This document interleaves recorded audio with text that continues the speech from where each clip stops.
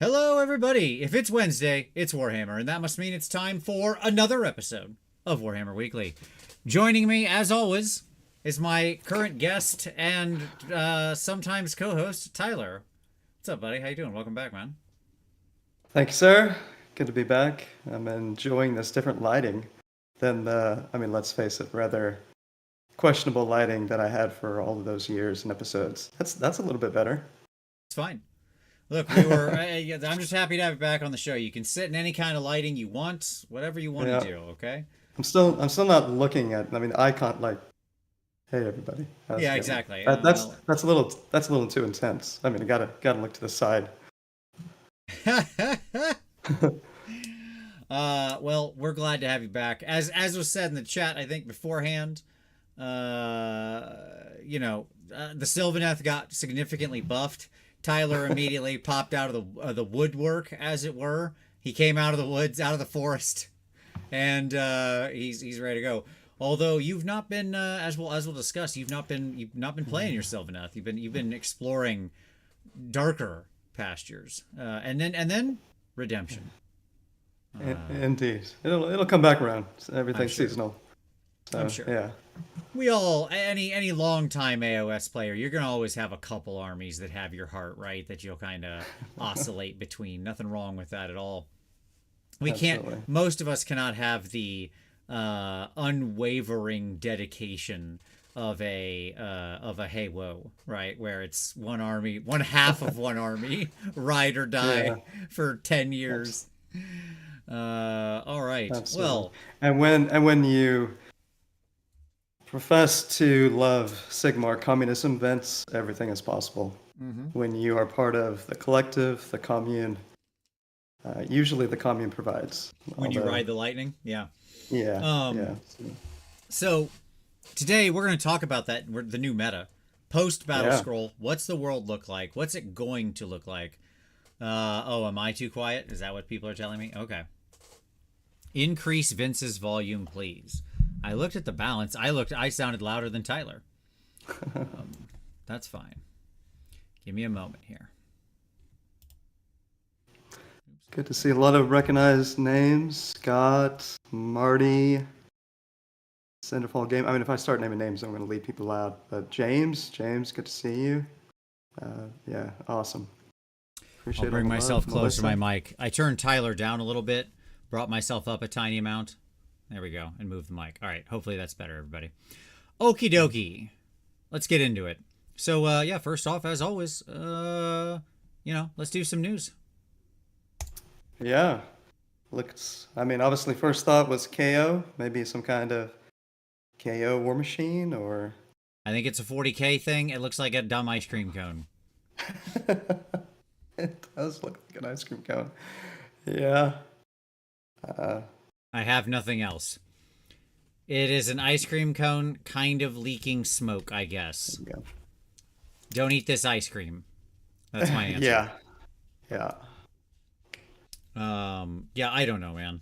As usual with this stuff, somebody asked you, we were talking about it before the show, why does Vince do the rumor engine still? And I think this would be like a Votan thing. But at any rate, why does Vince still do the rumor engine? Well, because not everybody joins up right away. We got to give people a few minutes to join in, and I got to let them know there's a low stakes thing at the beginning. If I get right into the meat and the potatoes, they're going to miss the main course, right? So this is just, it's a bit of fun to start the show off is what the rumor engine is, and generally a waste of time. Though I also do it because once every so often, Tyler, we get a good one, right? Like Yeah. once every so often, Good, you get a cool one. 100%. Opportunity for Warmer Weekly called it, for Warmer Weekly nailed it. Yeah, now I get it. That's important. Exactly. Yeah. Okay. We really don't have a lot of news. I guess we got one other piece of news, Yeah. which is this guy This in one's Warhammer Day. yeah, looking pretty sweet. I love this model. He is pretty cool. I haven't traditionally liked the skull helm dudes. Like we Yeah. watched Conan the Barbarian and just kind of riffed on that, right? Like, yeah, I mean, Thulsa Doom Sure. was pretty awesome. But rip to one of the greatest, James Earl Jones, obviously. But this one I like because he still has a normal helmet on. It's like a skull on top of his helmet, right? For some reason, I like that better. I just like the sweep of this guy's armor. So cool alternative Chaos Sorcerer Lord, I think. So this was the Warhammer Day model. Is that right? Yep, that's right. Okay. So now with something like this, do you know if they have a history of making them more widely available at some point? Yeah, they often are available at like conventions and stuff like that is where you can usually get them. So they'll oftentimes have models like this at like LVO, Adepticon, Nova, those kinds of things, or equivalent convention in your home country. So that's usually, I usually see them there. Yeah. Yeah, totally.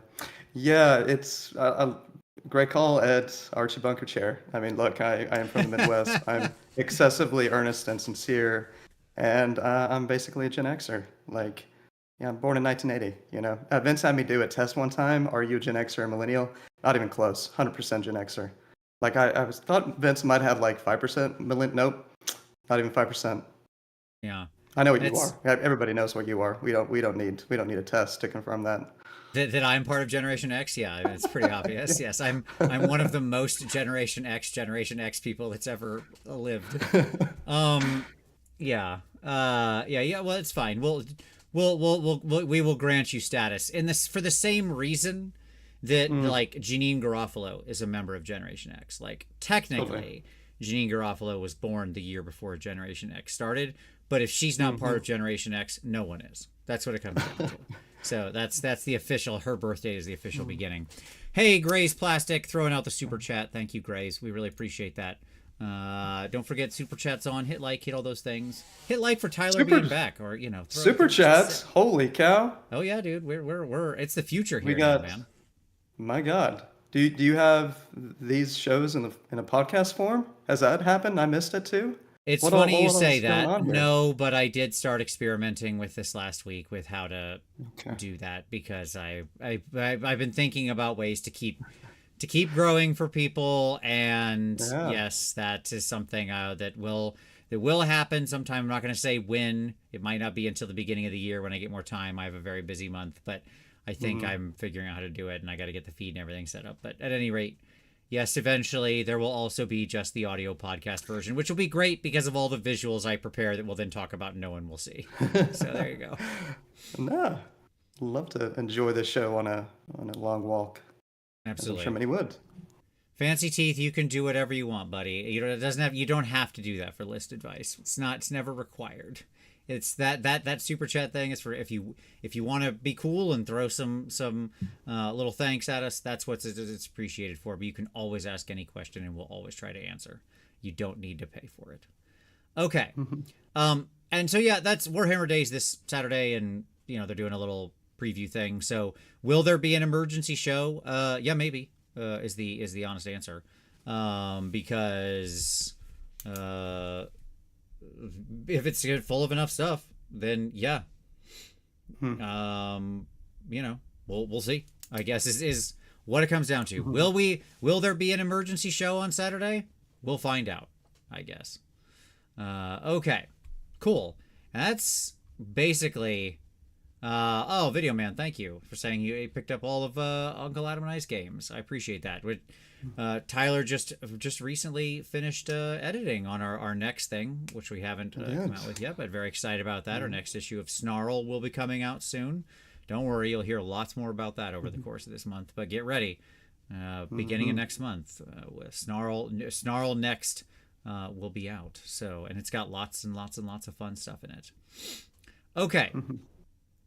Yeah, so that's the news. Tyler, let's talk a little pick of the week. You're back, and of course you brought 2 picks of the week with you. What do you want to share with everybody? Yeah, almost at 3, but first time back, we'll start off slow. Sure. So I feel like my go-to right over the years has always been battle reports. There were 2 in particular I wanted to shout out. So Alliance Open Tom, the guy who's been at the center of AoS Worlds, he has started up Threshold Tactics, and it's phenomenal. It's one of my favorite BatRip channels out there. Great competitive play, great sportsmanship. Love the style that they do. Little Season of War-esque, but yeah, outstanding.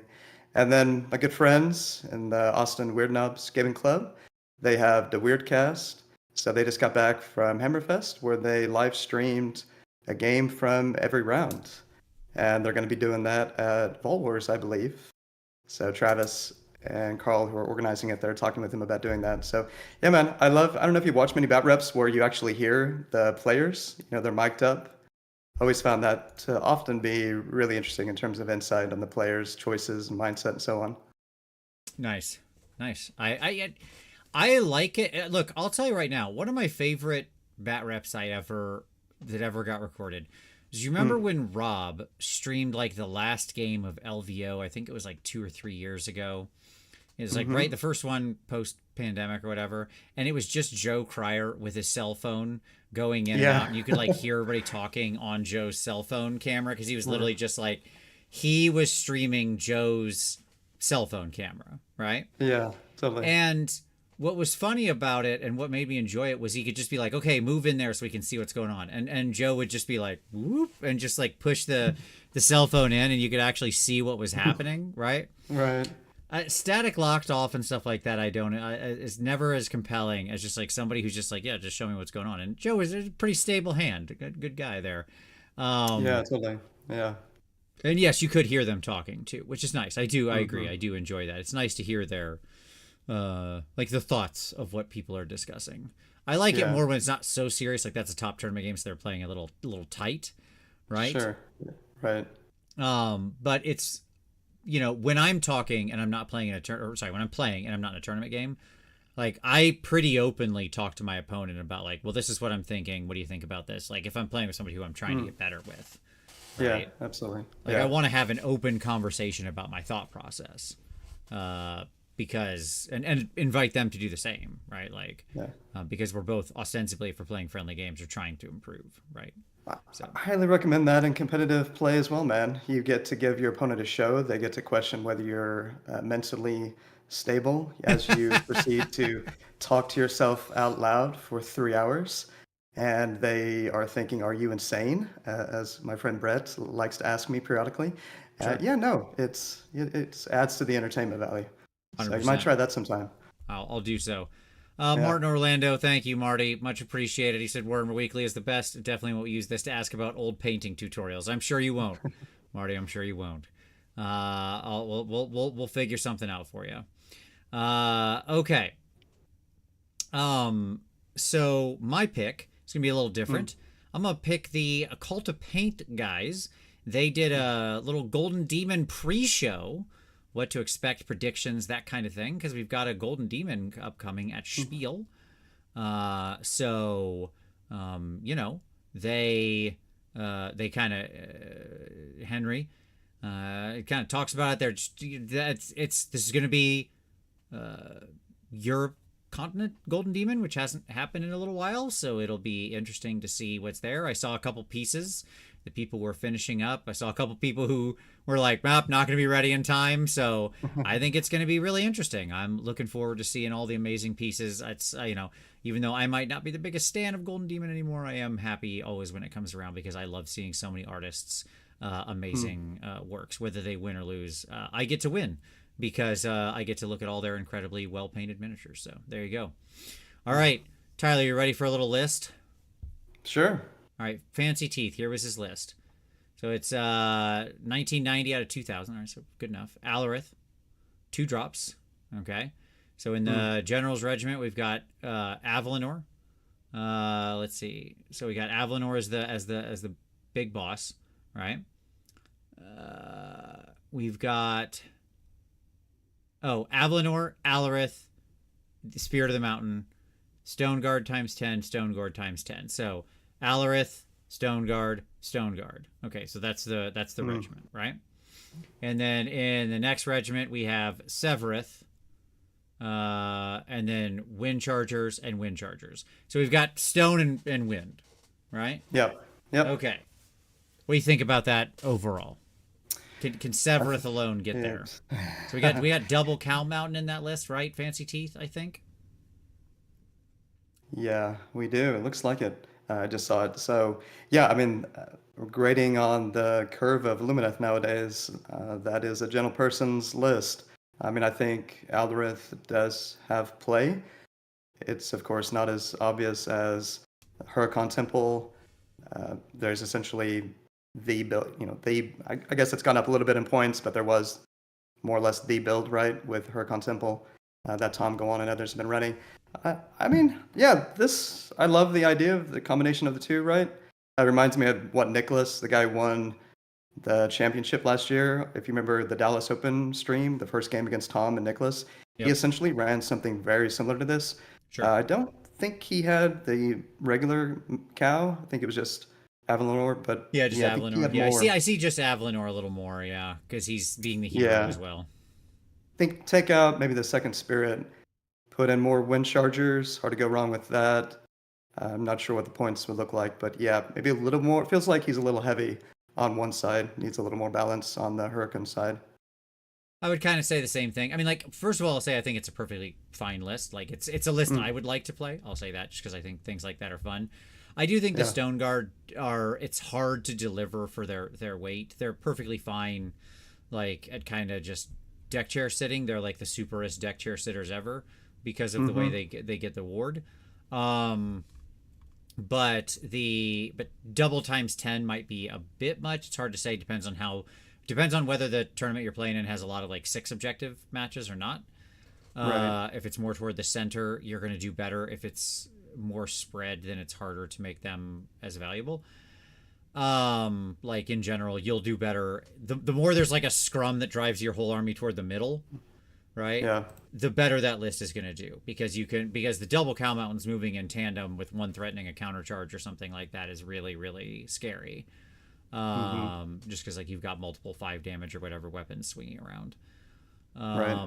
The more you have to spread out, if you have like 6 across, 8 across, if that's your thing, and your people Mm, have to like cover these vast distances, the more you'd want a lot more wind charger stuff in there. So I guess it's a question of like, do you know exactly what you're aiming at? If it was me and I was pitching down the middle, yeah, I'd probably pull Alarith, the Spirit of the Mountain, or maybe like drop one of the Stone Guard from 10 to 5, just leave 5 of them to be a background deck chair sitter to sit at home somewhere, and then see if I mm, can't how I can fit in like could I buff one of the wind chargers to 10 and fit in another regular fox spirit? I don't know. Something like that is probably what I would go for. Maybe yeah. switch over to Huracan as opposed to the Alarith Temple. But I mean, the way you're weighted right now, again, this is all just like if I was trying to really tweak it. I don't think there's anything bad about your list. I think it's perfectly good. You're just going to need to know that on the broad maps you'll struggle more. So play to Yeah. that, practice on those, and figure out your strategy for how you beat it. I think it's got the tools. LRL's a very strong army. Mm. Hopefully that helps. Chris, I did not see your Alarith list from Michigan GT. I'll have to look it up. Okay. Possible new segment, list reviews. Oh, absolutely. We'll have to do a list review. Like that would be great. Just do like a whole list review show. That sounds like a wonderful deal because I could just like get lists from people and then I wouldn't have to make content. It's great. It's easy for me and fun for everyone. All right.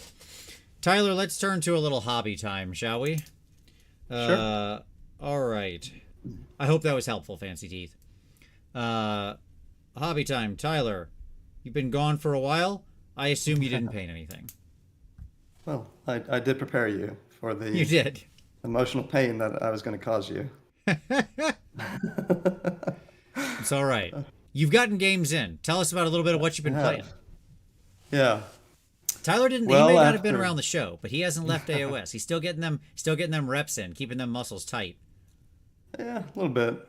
Well, so needed a break from Soulblight, and as usual, Stormcast is the palate cleanser of choice, especially for Missouri. I've talked with you about that before. I would put us against any other state in the country, pound for pound, the number of Stormcast players that we have. It's wild.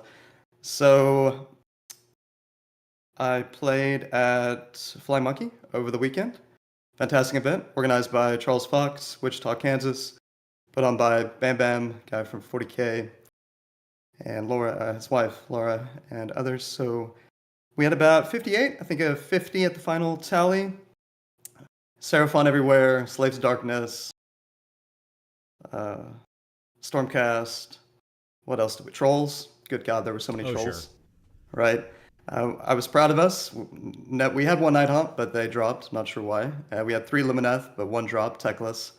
So I played both Lumineth, which I was excited to. That was the first time experiencing them. Really wanted to see it, feel it. So I got to play more or less the Huracan list, right? Yep. 20 Wind Chargers.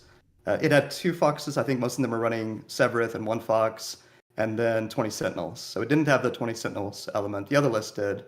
Gotcha. But yeah, so it wasn't quite the full-on version. But yeah, I went 3-2, made 2 mistakes, one in each game, the game against Trolls, and then one in the game against Huracan Temple. Both of them were close.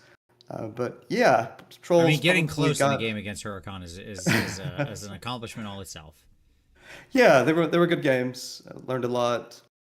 I ran ran Karazai, which we'll talk about him later. Yep. Turns out another content creator has been talking about him recently. That's right. And Stuart Iron Gutsman for a good reason, as well as Krondus.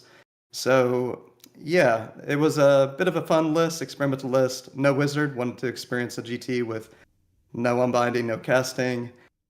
Can talk more about that later.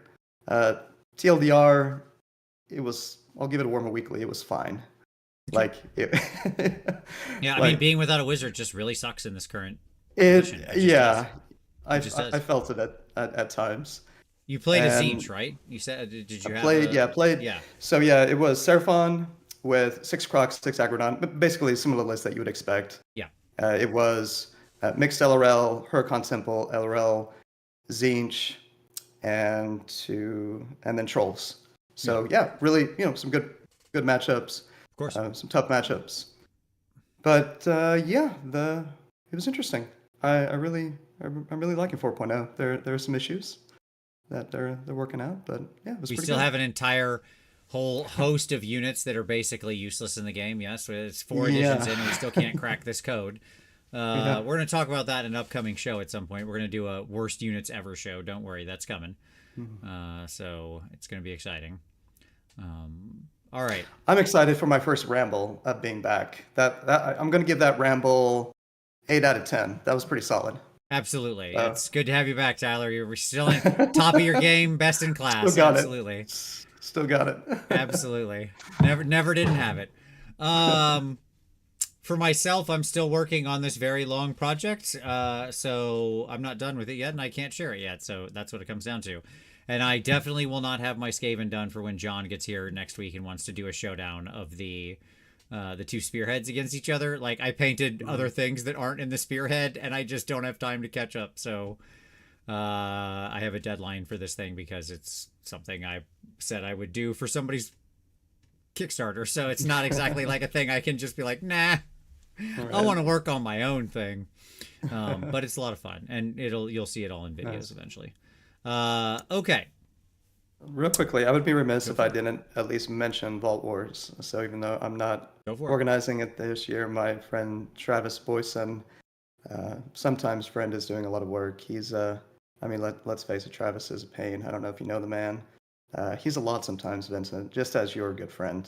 Your longtime friend is a lot sometimes. But we all have crosses to bear. We all have friends that are a lot sometimes, yes. Yeah, he's one of those. So, but I do love him, and he is the organizer extraordinaire locally, doing all the work. So Vault Wars is happening October 19th, 20th. We've still got some tickets left. Love to see folks come out to it. Obviously, we've got the Highlander sword that's up for grabs because the Church of Highlander has been is 501c3 status, or no, 51. It's 501c3. It's not 501c3. 501c3, yeah. Charitable is it 501c3? Yeah. I guess they are charitable status. Yeah, I was thinking they might have different classification, but it's up and going. So we welcome acolytes. We have meaning great a list prizes. With no repeating units. That's repeating units. There can be only one. Yeah, minimum of 9 war scrolls. We've got a hotbed of activity in St. Louis right now. Looking for, more adherence to the Church of Highlander. Yeah, indeed. Yeah, you need to talk about it more. It's really not popular, but I'm trying to make it popular. I'm trying to make it a thing. It's hard, man, especially when you're not. It turns out when people find an efficient unit, Tyler, that's good. Yeah, They Yeah, just take there's a a lot lot of of that. them. There's a lot of The that going on. elusive dream of mixed arms and a force where we're using the different components to their individual roles and strengths against each other in a skill against skill sort of match remains a dream that is elusive. Very elusive. Yeah. Yes. Though there are Yeah. some armies No. where that actually, I think, is accidentally the best strategy. Most of them are sort of in the middle ground area where Yeah. there is no hyper efficient unit, and so nothing's too good. And so you might as well just kind of take a toolbox, right? Mhm. So, yeah. At any rate, Yeah. cool. Very good. No, you got the Vault Wars. I mean, if you're anywhere in the area and you can get to it, you should absolutely go. That is what I will say. All right. Yeah, how about heroes that need to kill but die instantly? Yes, we call those some of the bad units that still don't get taken. So tonight we're talking the new meta, and at that, what Tyler? But what other way could we do that? Mm, But a post-update tier list. Where of are course. we now? That's right. That's right. The only way that the internet ever decides anything, through tier lists. So this is going to be our post update new tier lists. Now, of course, we're not just going to do the standard A, B, C, D, E nonsense alphabet soup. I don't like any of that, and I think it's too granular and silly. I know this all like is the thing, but now I'm gonna go my own way, and I'm an old man, and I don't like any of that anyway. So here we go. So I wanted to start, Tyler, by just Yeah. before we get into any tier list. What do you think? Like, give me your 40,000 foot view of the current game as it stands right now. Oh boy. Like, where do you think what do you think's doing well? Like, not just army wise, of course. Not well, we get into that. I mean, like overall the game. Yeah. What strategies, what things are doing well, what's not, so on and so forth. Right? When you think about that, what's in your head right now? I'm trying to think. Where can I pull up to see a list of the factions? What's the AoS index? What's that current website that we've got going? AoSindex.com. I think that's Sure, the if you just thing. want to see, like, yeah, you could do listbot, obviously. If you're just looking at for faction names. Listbot. I'm JPDS filibustering. listbot. Give me a second. Yeah, I'll start with my thoughts while you Okay. organize yours. You ready? So here's my Yeah. thoughts about where we are right now. We reined in a little bit of the really bad guys, but I think a lot of the bad guys, as we'll see, are still bad. I think at the moment, and some people really took umbrage with me saying this like last week or the week before, whenever the heck I said it. But like, I do still think the best armies in the game are the ones not playing Age of Sigmar. Okay. So what I mean by that is like the primary loop of AoS is a movement-based trading and melee skirmish game, right? Where you are attempting to trade up with your pieces in a melee punch-up and then end victorious, right? That's the sort of primary loop. So people took offense to that because there's like two people who came out and they were like, actually, I really love, shooting playstyles or these other types of, either slightly different or completely orthogonal playstyles. And It's I taking felt everything that, in my power. I mean, I can't. My brain is just screaming at me to say shooting is dead, Vince. I It's understand. just, I it's just understand. Yes. there, and it won't go away. And I My can't. I call of don't shooting is know. mostly dead. Yes, I understand. I get That's that. The okay. funny All thing right. about Sorry. I that, just had to get it out. I mean, we're a little ways it's into the fine. show, but okay. All It's right. I'm okay. good. I'll be okay now. That's fine. The the thing that is interesting to me is I think the armies that still like, because of the weight of battle tactics still being so heavy, right? Yeah. Like they're still at 40% of your overall score, which is too high. It's way too high still. If we're Absolutely gonna, stood out over the weekend. Hey, it turns out, yeah, battle tactics are still critical. yeah, like if you're still really good at them, then you still get to win. And to do battle tactics, you don't actually have to play the game very much. You can just kind of, there's lots of other things you can do that are like run around. And so, like my argument is the armies that are doing the best are the armies that play the game the least. And to answer the people who are like, but I like shooting, I like these different things. You said the game is only about melee. I didn't say that's what the game is only about. I said that's the primary loop, right? In other words, the base assumption of the most common things that are going to happen in the game. But a healthy game should have some shooting armies, should have different play styles that are all there, right? Just like, go ahead and take a drink. First Magic reference the show. In Magic, the general assumption is you're going to play creatures. Those creatures are going to go into the red zone and bring your opponent's life total from 20 to 0, right? And that's kind of the default assumption. But there's lots of other ways you can win a game of Magic, and it's healthy and good when there are other ways that you can win games of Magic. Everything from not fighting at all and draining to decking out or other sorts of unusual or win-out conditions. It's the same thing here. Those other things need to be present, but whenever those other things, the non-primary loop things, become the primary, become the best winning strat, that is a sign that the game is not as healthy as it could be. Okay? And that's my major challenge right now. Is like, there's no army, for the most part, that plays a fair game of Warhammer that is at the top of the meta. Those two things don't overlap. Interesting. Yeah, that seems more right than wrong. I mean, without you unpacked it a fair amount last show in terms of what you mean by fair Warhammer. So yeah, without spending 15 minutes unpacking that, you already did that. Yeah, Sure. I think it's more right than wrong.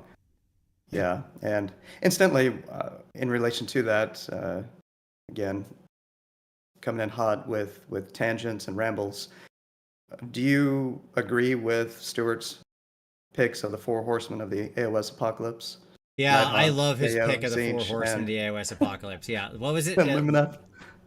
Lumineth, Siege, Nighthaunt? Nighthaunt, and KO. If all four KO. armies are good, then AoS is in a bad place, right? And I think he's right. I think that is a correct read on the game. Okay. I think he's definitely got three. I think you can question one of them, and to me, that's probably Nighthaunt that one could question. Maybe.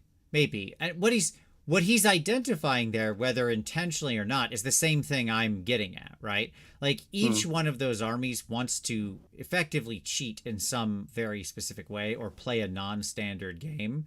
They're all, yes, Eric Dowdy said, the horsemen of NPE, right? and I think there's something to that. Right? Like, we're still in the place where the game designers cannot figure out how to make an army that wants to just, like, play Warhammer.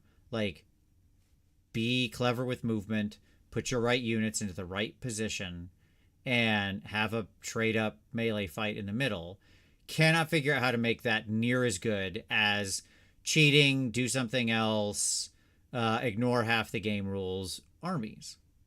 Yeah. Right? They can't crack this code. They're always afraid to make melee armies any good. And it's just like, it reminds me where AoS seems perennially locked is like Magic 6th edition back in the late 90s, where like, Sarah Angel, a 4/4 flying, and the game was worse for it. It was one of the weakest, darkest periods in Magic history, right? And like, ultimately, they just undervalue tricks and movement and battle tactics and all of these things, right? They just undervalue how much that stuff is worth versus being able to need to move a unit that moves 5 inches into the middle, no matter how scary or effective it is in melee, and get into a fight with the thing you want it to actually fight, right? Yeah. That's actually really hard. Right. See anyone who's played, I don't know, like Graveguard, and how many times you played SBG, right? Like, start with your Graveguard on the board, not in a grave site or whatever, however you put them under the ground now, right? Yeah. Over the history of this, and then like just march them across the table and get them to fight exactly what you want them to fight, right? Sure. It's very hard.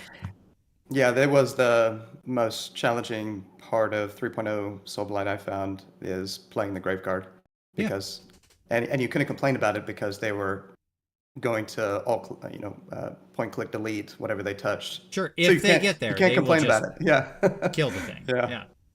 It's a little bit better now because Lash of the Sire, which gives you in your hero phase a d6 move, and you're often doing that on Graveguard. And Yep. I'd say, well, I mean, I don't know if you want. I've got a lot of thoughts on Soulblight, obviously, but I think the play style of Soulblight has changed a little bit. In my mind, the TLDR of that is essentially you have, I mean, this probably was always true, but you have right now, direwolves are the main unit that are being used as your frontline speed bump, pins, Yep. crap that the opponent has to get through. And then you have your counterattackers behind them. I mean, that's classic, right? Classic Warhammer Beta Fantasy. Strike army, yeah. Yeah, going back decades. And Soulblight can do that quite well.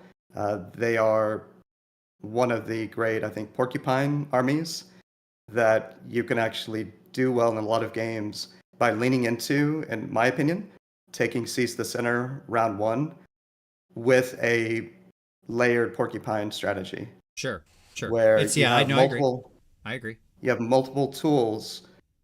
Now, I haven't tried this. I'm going to probably take Soulblight Highlander to Vault Wars. And I really need to get a test in, right, against the strongest example of the melee in the game, of melee broadly defined the game, which probably Varangard, 2x6 Varangard, to see if it can actually hold up against that. I don't know, maybe it can't. But anyhow, yeah, I generally agree with you on this, and Stuart on this Four Horsemen of the Apocalypse notion. Yeah. And, Well, thank goodness KO is still missing in the wilderness, so no worries Yeah. about that. I mean, they were part of the reason why I was so strongly believing that like shooting had been primarily weakened. We didn't see the rise of the Huracan list when I was talking about that originally, and KO was off being basically terrible, right? And Yeah. you were looking at a lot of the lists that were winning. And by the way, shooting still isn't really a big strat of like a lot of the top armies, to be fair. But that being said, it was getting there. Like its shooting's power was very much on the rise, like week over week over week over week, as more and more and more people started like powering more shooting units into priority target and stuff like that. Although obviously now that has been potentially diminished. Yeah, definitely. Yeah. Although Stuart has a thought that he thinks shooting will be more powerful now, even after the priority target change. Josh, hey, thanks for the super chat. He says, my usual armies are things like Stormcast and Ironjaws. I enjoy Stathammer. If I wanted a trickier army to force myself to work on my skills subtlety, what would you pick? Ties into this tier list. Okay, Josh, here's what I'm going to say. Tyler and I will both give you an answer, but Josh, you are going to love the next tier list, or one of the tier lists that we get into, because Tyler, we're not just doing normal tier lists, buddy. We have different tier lists, okay? Yeah. But absolutely. Oh my goodness. We have some excitement for you. Like, Josh, you couldn't have asked a better question. Okay, my simple answer here is Skaven. It very much will force you to think in a more skill testing, subtle, tricky way. You have to use your piece as well. It doesn't have the overwhelming damage. That is my answer. It's it's an incredibly fun army. Tyler, what's your thought? And well, let's see if I want a trickier army to force myself to. Okay.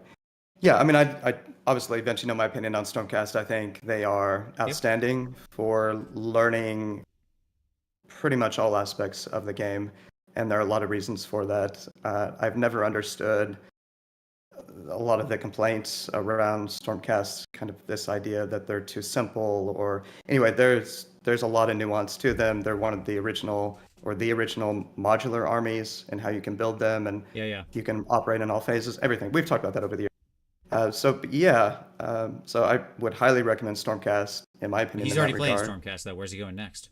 Trickier armies. Where is he going? Do you want to go like Soulblight? What about your Soulblight or something like that? Soulblight are good for that. Murgonk made the point that, I mean, certainly at times you could put them in the Four Horsemen category. Sure. I still think they've always been at least like 50-60% fair Warhammer. That's the challenge. That's true. Yeah, and maybe the elements. Yeah, Legion of Night was the most pronounced version of the problem, right? And yeah, off-phase teleporting should generally not be, or off-turn teleporting should generally not be happening. And yeah, so let's see, trickier armies. What else we I mean, got? yeah, We like have. we'll talk about it. We'll get into it a little more, Josh. But my answer would be maybe those two. I think some people mentioned Cruel Boys, Slanesh, or Zinch. Don't punish the man by making him play Slanesh right now, Lewis. Don't be mean to him. But Cruel Boys, I definitely agree with. I think that's Cool Zinch is a Boys, little pretty tricky good. if you're just starting, honestly, because of like the heavy magic phase and stuff like that.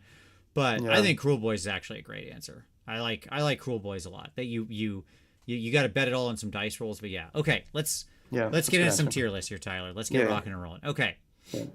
tier lists a go. Okay, we're gonna start, Tyler. Just a quick look back. This was our Hmm. original tier list after the week after the index is released. Okay. Yeah. So, and I had divided these into Nerf incoming, fine, and it's rough kid, i.e., you need some help. Okay. So let's take a look at how we did. Night Haunt, right at the top of the list, caught the nerfs. LRL caught the nerfs. Suns I was way off on. They just keep going down and down and down. Zeech should have probably been nerfed, and yet somehow mostly got buffs. I don't know what happened there. Um, I was correct in my guess by pushing ogres slightly into nerf incoming, even though I don't think it's justified. But I was certainly correct. I like look, I don't think Glutton should have been nerfed anything like that either.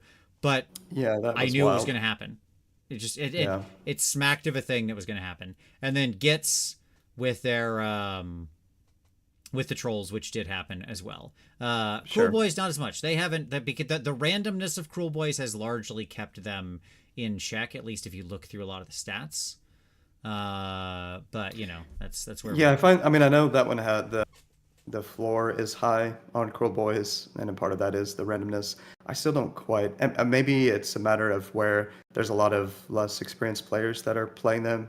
That's one thing, of course, that's always kept Stormcast down, and will continue all else equal to some degree. But man, I don't know. When I looking at Cruel Boys, they just seemed like they were screaming 5-0 potential with the craziness you could do with that army. And we saw a number of top players do well with them, like Fred Schmidt. Yeah, he had. There were multiple people like NashCon. NashCon was a tournament for boys. They were Yeah, all yeah. over the top tables, They're all over the top right? tables. Yeah, yeah, absolutely. I Yeah, think something like 4 out of the top 10 in round 5 was Cruel Boys, maybe 4 or 5. yeah, Yeah. yeah. On the bottom side of who I expected to get some buffs, once again, ogres down there. Which I was Mm. also correct. Boom, double called it. Got him. I put ogres on here twice intentionally because I was like, they hate when you've got one efficient unit, and they always misinterpret that data as like, oh, we've got to fix this unit, when like really the problem is you just need to like make the rest of the army not Garbo. Yeah. But at any rate, I knew BCR had to get some kind of buff, and sure enough, we've started the points decreases already. And then yeah, like Iron Jaws, the rest of goblins, Nurgle, Idneth, and Sylvaneth, yes, all saw big massive, and then points drops or buff changes or something. So Hmm. yeah, but enough? No. And almost and then Korn also dipping their toe in there. And OBR, who just saw some minor-ish points adjustments around. Actually, some pretty decent ones. I think it was okay. I think we could have gone a little farther. Yes. Yeah. Well, I definitely got some opinions on OBR, but yeah. Sure. So that's where we were. Hmm. Okay. All right. So I think we did a pretty good job, honestly. Like, I mean, not perfect, definitely not. There were some missed calls here, but I think for the most part, I lined up pretty well with what ended up becoming reality in the battle scroll. Okay. What do you think are some missed calls? I miscall Zinch. Like, I still think Zinch needs nerfs, and yet it got only buffs, basically. Hmm. I mean, like a couple of units. What the chicken went up a few points. Like, I mean, it was nothing Yeah. effectively. Um, FEC being in the middle of fine, that needs to be down as on its rough kid. Hmm. Um, like KO didn't really get the buffs I thought it was going to get. That kind of thing. So Fire Slayers is an interesting one. I feel like that would be a good show to bring someone on who has a lot of experience with Fire Slayers. to talk through. Yeah, I feel like there's more. I mean, I know Tom would be great for that if he were playing them, but I don't think he's on them right now. It seems to me like there is a decent amount of potential, but they have the inherent challenge. They literally have t-shirt saves now. Like it was always rough, but it Yeah, yeah. seems to be rougher than ever. But they're leaning into like sequencing runes. Again, they've been doing that for a while, where they can fight first, where they can do multiple -1 to wound on their units, unlimited prayer, it's right, etc. They're getting durability through layering, through stacking abilities. But yeah, I don't know. I find them very intriguing, Fire Slayers. Yeah, I agree. They're, I put them at the struggling. top of fine. I didn't think they were going to Mm, catch a nerf or anything, and they didn't. They got they got a little bit of like points drops and stuff like that, but like nothing hugely material. yeah. Just like little tiny adjustments. So Vince, why do you ignore Seraphon? I don't. I think Seraphon are fine. I got them on the list here. I put them in fine, and that's mostly where they ended up. They had some moves here or there, a little bit up, a little bit down. It's fine. Okay, new list time, Tyler. Yeah. All right. I made it bigger, and now it doesn't fit here. Oh, sorry, we're gonna have to adjust. There we go. We're back. Okay. All right. So our new tier list is more nerfs, fine, or it's rough, kid. Okay. Okay. So we're gonna go through this. In other words, more nerfs means we gotta nerf them more. We gotta nerf them more. G-Well. Sorry, I forgot. The fine Gloomspite gets, that is Troggoth's, right? And the rough is the rest of the book. G-Well, you are exactly correct. And thank you for the super chat. It's, yes, the rest of the book, even after the points drops, I'm going to tell you right now. I'm sure, like, we can just do this. The rest of Gloomspite is still down here. They've edged closer to fine, but they're still way down in its rough, kid. It's still, like, I don't know what this army's doing outside of trolls. Maybe somebody will prove me wrong, but... Did Stuart, Iron Gutsman, did he do a video on his love of Stabas and possibly Shooters as well, and how he's excited about Kragnos with them, especially with the 100-point drops? He talked I don't know about if he did it it. there, yeah. He Okay, mentioned well, it offhand. I heard him talk, so I just wondered if he had done a video, and I just haven't seen it yet. It's one of those like he too is- cute by half things though that like Stuart likes that it just wouldn't Okay. catch for everybody else. I mean, I've seen incredibly Kragnos in like excited. 80 squigs, Yeah. and like it played against my Slanesh army and absolutely wiped the floor with me. Just like it destroyed me. Okay, like I stood no chance. And then his next game, he played Huracan LRL, and they took him apart like it wasn't even a thing. Right? I mean, they disassembled him. Okay. So I mean that's the problem with any strategy like that. I just think like that's effectively the same thing. It was a giant pile of wounds and Kragnos, right? Yeah.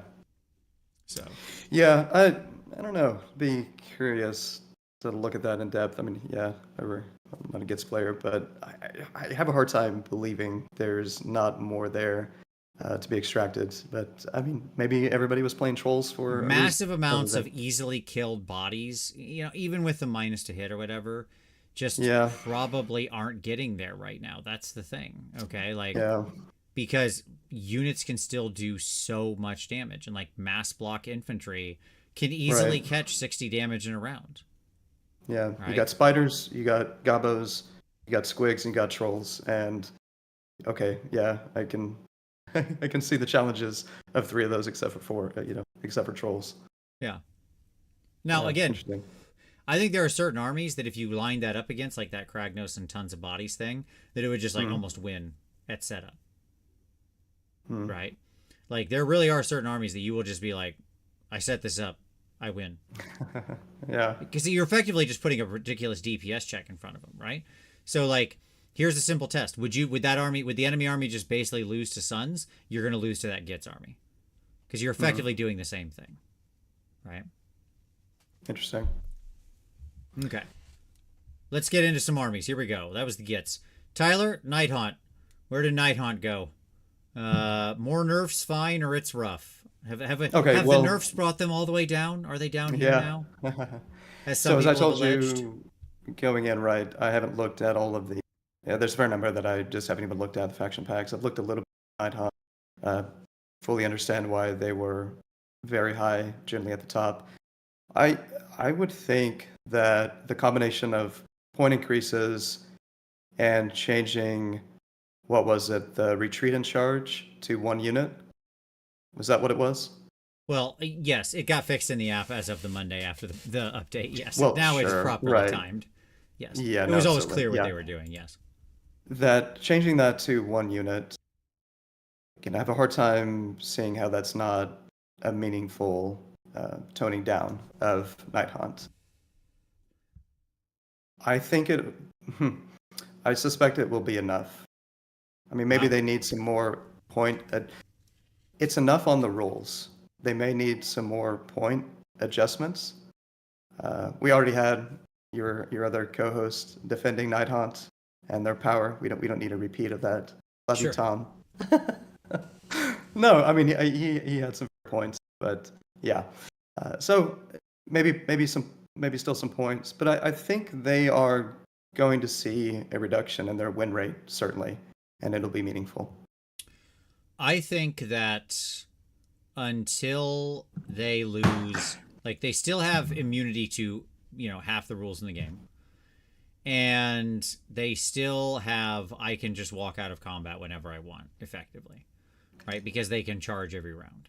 Yes, you can only retreat, run, charge, blah blah blah with one thing, right? Yeah. But the charge in combat is the one that still rides the line for me. That's still the thing that's like it's so. No, Eric. They the app updated. It's just once per turn because they can still charge in combat. It's just like so ridiculously strong. Like that is such a crazy third rail grab rule break. Yeah. And for an army that is still all flying, all ethereal, so unrendable 4-ups. Like they ignore half the damage dealt to them. Yeah. Like I 5 ups just discorporate. Yeah. yeah, I still don't think they're paying enough points for what they get. I agree with you that like it's mostly points now, but the charge out of combat thing is still just like so egregious to me because it Yeah. lets I them think. break the Yeah. fundamental rule of the game. Yeah. I remember Brendan telling me that John Anderson at the event they went to, or an event that they went to early in the edition, John was accidentally playing down, I don't know, like 300, 400 points. And Without he Lady O, just, and without Lady O, steamrolled that's what it everybody was. except Brendan, who had the Yeah. same list he had, but with Lady O. Yes. Yeah. So, and looking at them, the first time that I looked at them was the car ride to Flying Monkey over the weekend, right? And I mean, there's a lot that stands out, but it was the layering of buffs and debuffs, right? -1 here, +1 hit there, +1 a wound Absolutely. over Yeah. there, recursion. So it wasn't just whatever I was hearing from the community, it was all of these other things, right? And that in part was what was standing out with trolls. It's not just what you know, it's the other things that you may not know about. Unlimited spell on sneaky distraction that can put -1 to hit bubbles at 2 different Yep. places, Sure. right? Absolutely. The kind of stacking that you can do with Plus's attack, with Trug and the Trog boss. Like when you put the picture together, it's even worse than you imagined. Right. We're So, starting from yeah, in the case of Night Hunt, we're starting from a strong base, and we have all that layered synergy that makes it even worse. yeah, I agree with Peppo. He said no fair melee army can compete against that faction. I agree. Like again, it's not like that. That doesn't mean 0% win rate. Like of course, Night Hunt will still lose to Ironjawz. Like that's going to happen sometimes. It just means like it's way tilted, right? Way tilted in Night Hunt's favor. You're starting so far behind the 8 ball. I think they're still definitely in more nerfs category. We'll need to move a little faster on other ones, but we'll keep it moving. All right. sure. Next up, ogres. Ogres. We're just gonna go ahead and drop them down here in the "It's Rough Kid" category all the way around now. Yes, I guess 12 monster trucks is fine now, or whatever nonsense you can fit in the list. It's something like that. It's gotten that crazy that fast already. I still think it's rough for them. Their glutton's going up 30 points. It's a big hit. Yeah. Still cheaper than rat ogres, even though they're a better unit than rat ogres, so that's nice. Though you cannot call back half the unit, to be fair. But hey, it's a rough kid. I don't know what to tell you. Like, it's a rough day. I have not played against ogres, not looked at them, so yeah, I don't really have much comment. I mean, I saw the win rate, and yeah, they have been going down as as we were moving forward here with the addition. But yeah, that just really stood out. The plus 30 is a little nuts. Yep. It's not great. It's not great. Okay. Let's grab Skaven. Obviously, they didn't change much. They've got their book. They had some. They got book points. There's things I'd want to see changed in the Skaven book, but my honest answer to you, they're in fine. Yeah. It's rough. I think they'll have a very low win rate. I think it's a really hard army to play. Okay. But at the same time, what's going to happen is, for the foreseeable future, people are just going to take like 6 rattling guns or 6 Galvanier shooter thingies, the new one, or both. And just like, I'm sorry, somebody said no shooting meta. Let me show you what's up. And it's just going to be that. And like, for people wear that kind of strategy, because I mean, 6 rattling guns buffed with the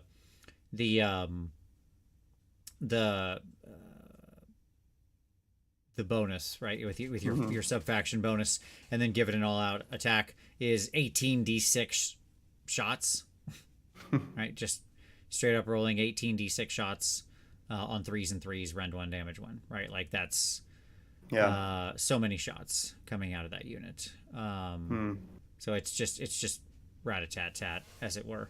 So like, that'll be the play. It's boring, it's awful to just have like, weapon teams are always this little ancillary thing, and now all of a sudden we're taking them to just like units of 6 everywhere.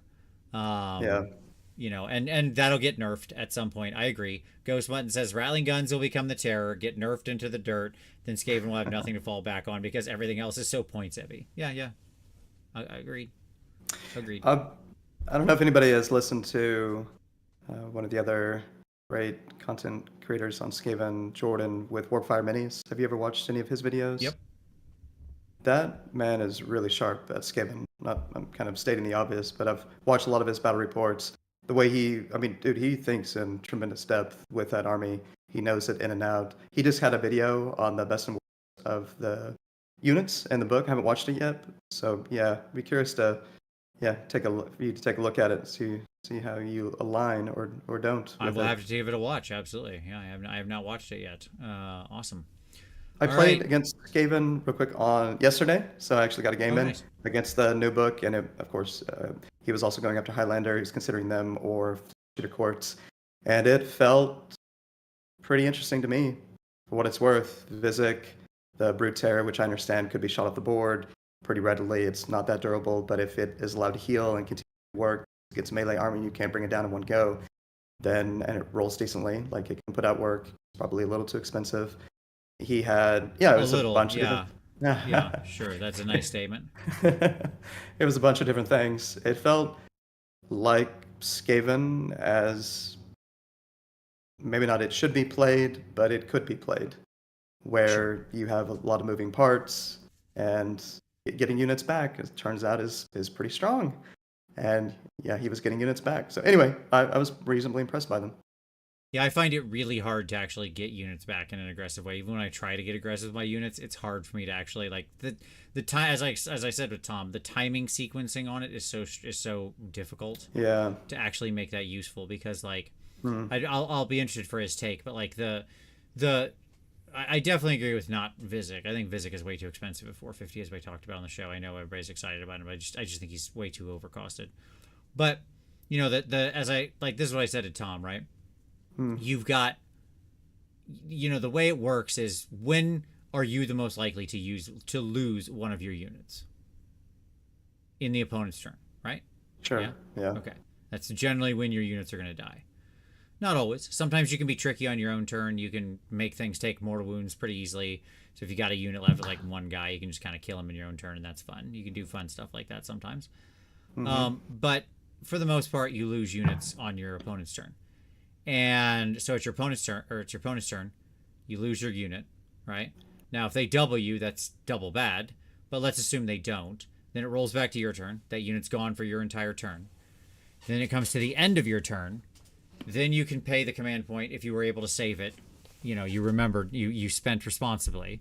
And you bring half that unit back, usually in your home territory, because that's probably the null hole that's still alive that can actually like pop them back out. And then it's like, Then it goes back to their turn. Like, I'm just assuming normal turn order here, right? Then it goes back to their turn. That unit's doing nothing. They're sitting in the back. And then finally, now, Yeah. 2 full turns after they die, they can now move and go potentially get in the fight again. That's like a long time to have it, like, to say, yes, you can recur, but that's not Soulblight Gravelord's recurrence, pop back up, off turn, near an objective. Turn, yeah. Like, let's be, there are differences in the quality of recursion here. Okay. Yeah. That's critical to the identity for the army. You don't you take that away from us. We absolutely need our off turn, clearly. So yeah, it'll be okay. But okay. It'll be okay. It'll be okay. Uh-huh. All right. Let's talk about lizards. What's up with them lizards, man? How you fought some Seraphon? Where you feel like they are? It's Last weird. time I had them in fine. Yeah, it is a little weird being alive at such a grand time when officially #fair. Yeah. They did it. It's amazing. Like, I actually look forward to playing Seraphon every time now. Like, maybe the battle tome could use a little more flavor. I mean, there's still some in there. The Ripperdactyl Riders are interesting. I actually think Pterodons, they're great prospector units. There's a number of armies with Ripperdactyls. I don't know why you would ever. Why? What are you talking about? The Hunters of Huanchi exist. The Hunters, of course. Yeah, I don't know what you're talking about. Never. Sorry, Pterodon who? Sure. Yeah. New phone. Who dis? But no, they seem like they're in a good place. Yeah. Yeah, I agree. Like, they're the strong end of fine, but yeah, they're fine. Yeah. I agree.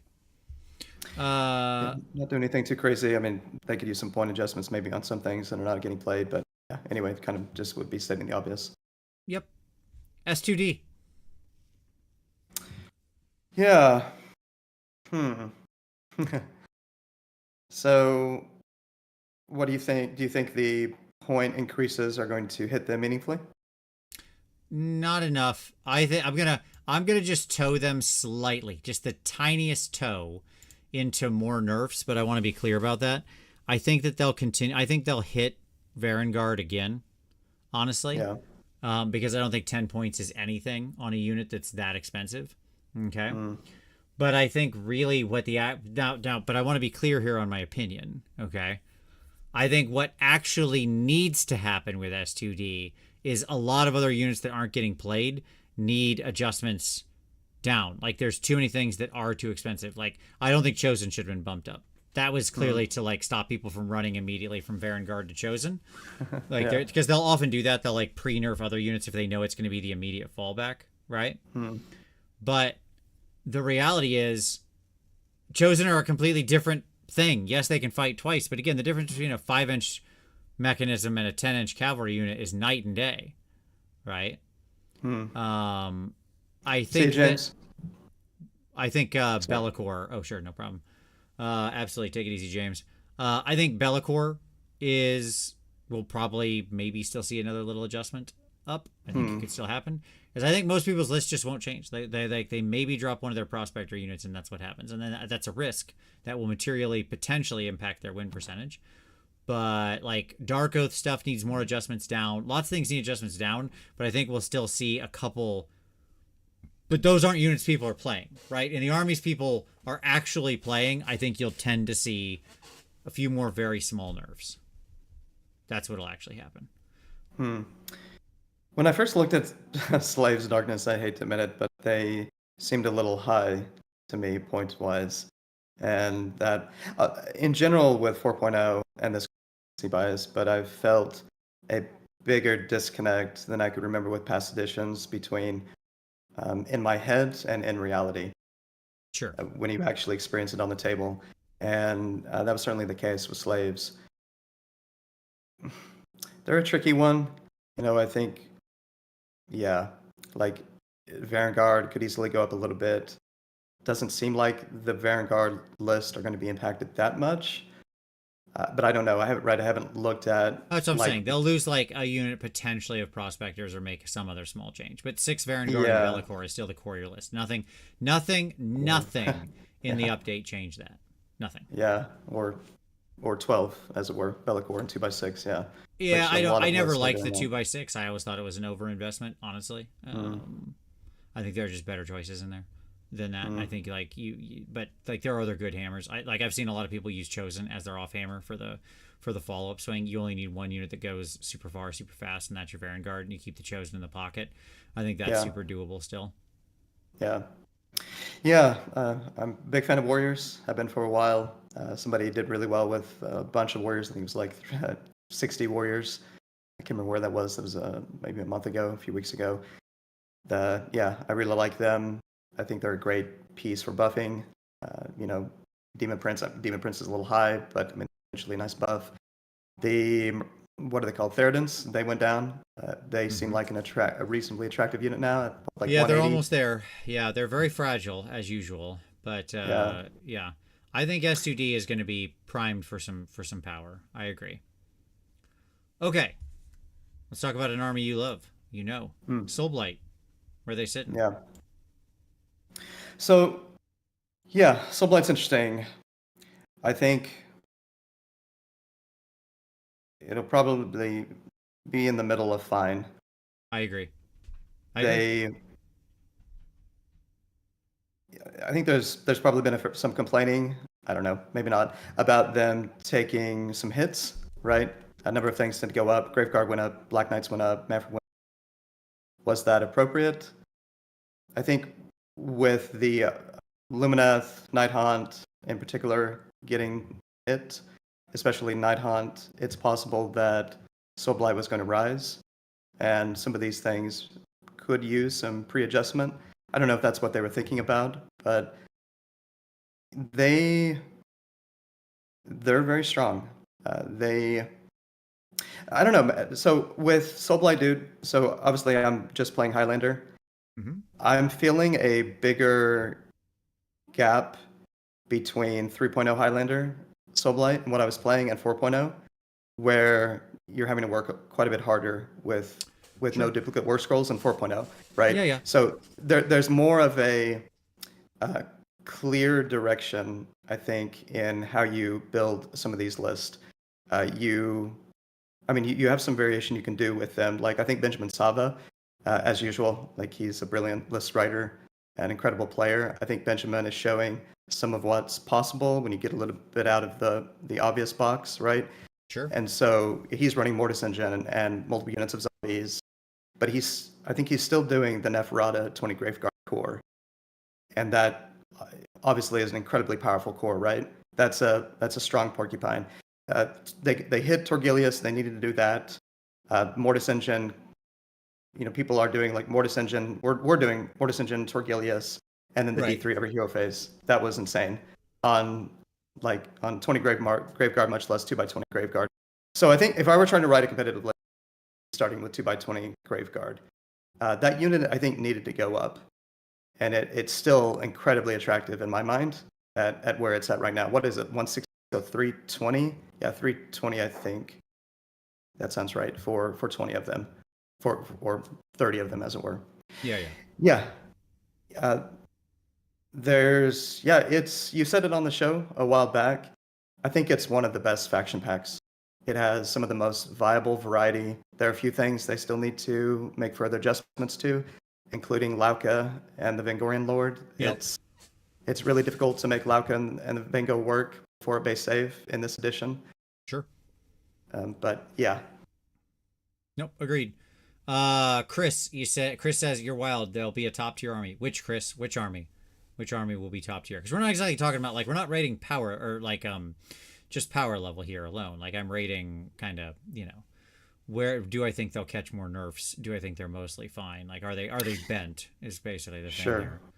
Um, Yeah, I would expect Soulblight to rise to be one of the best horses to bet on to rise further.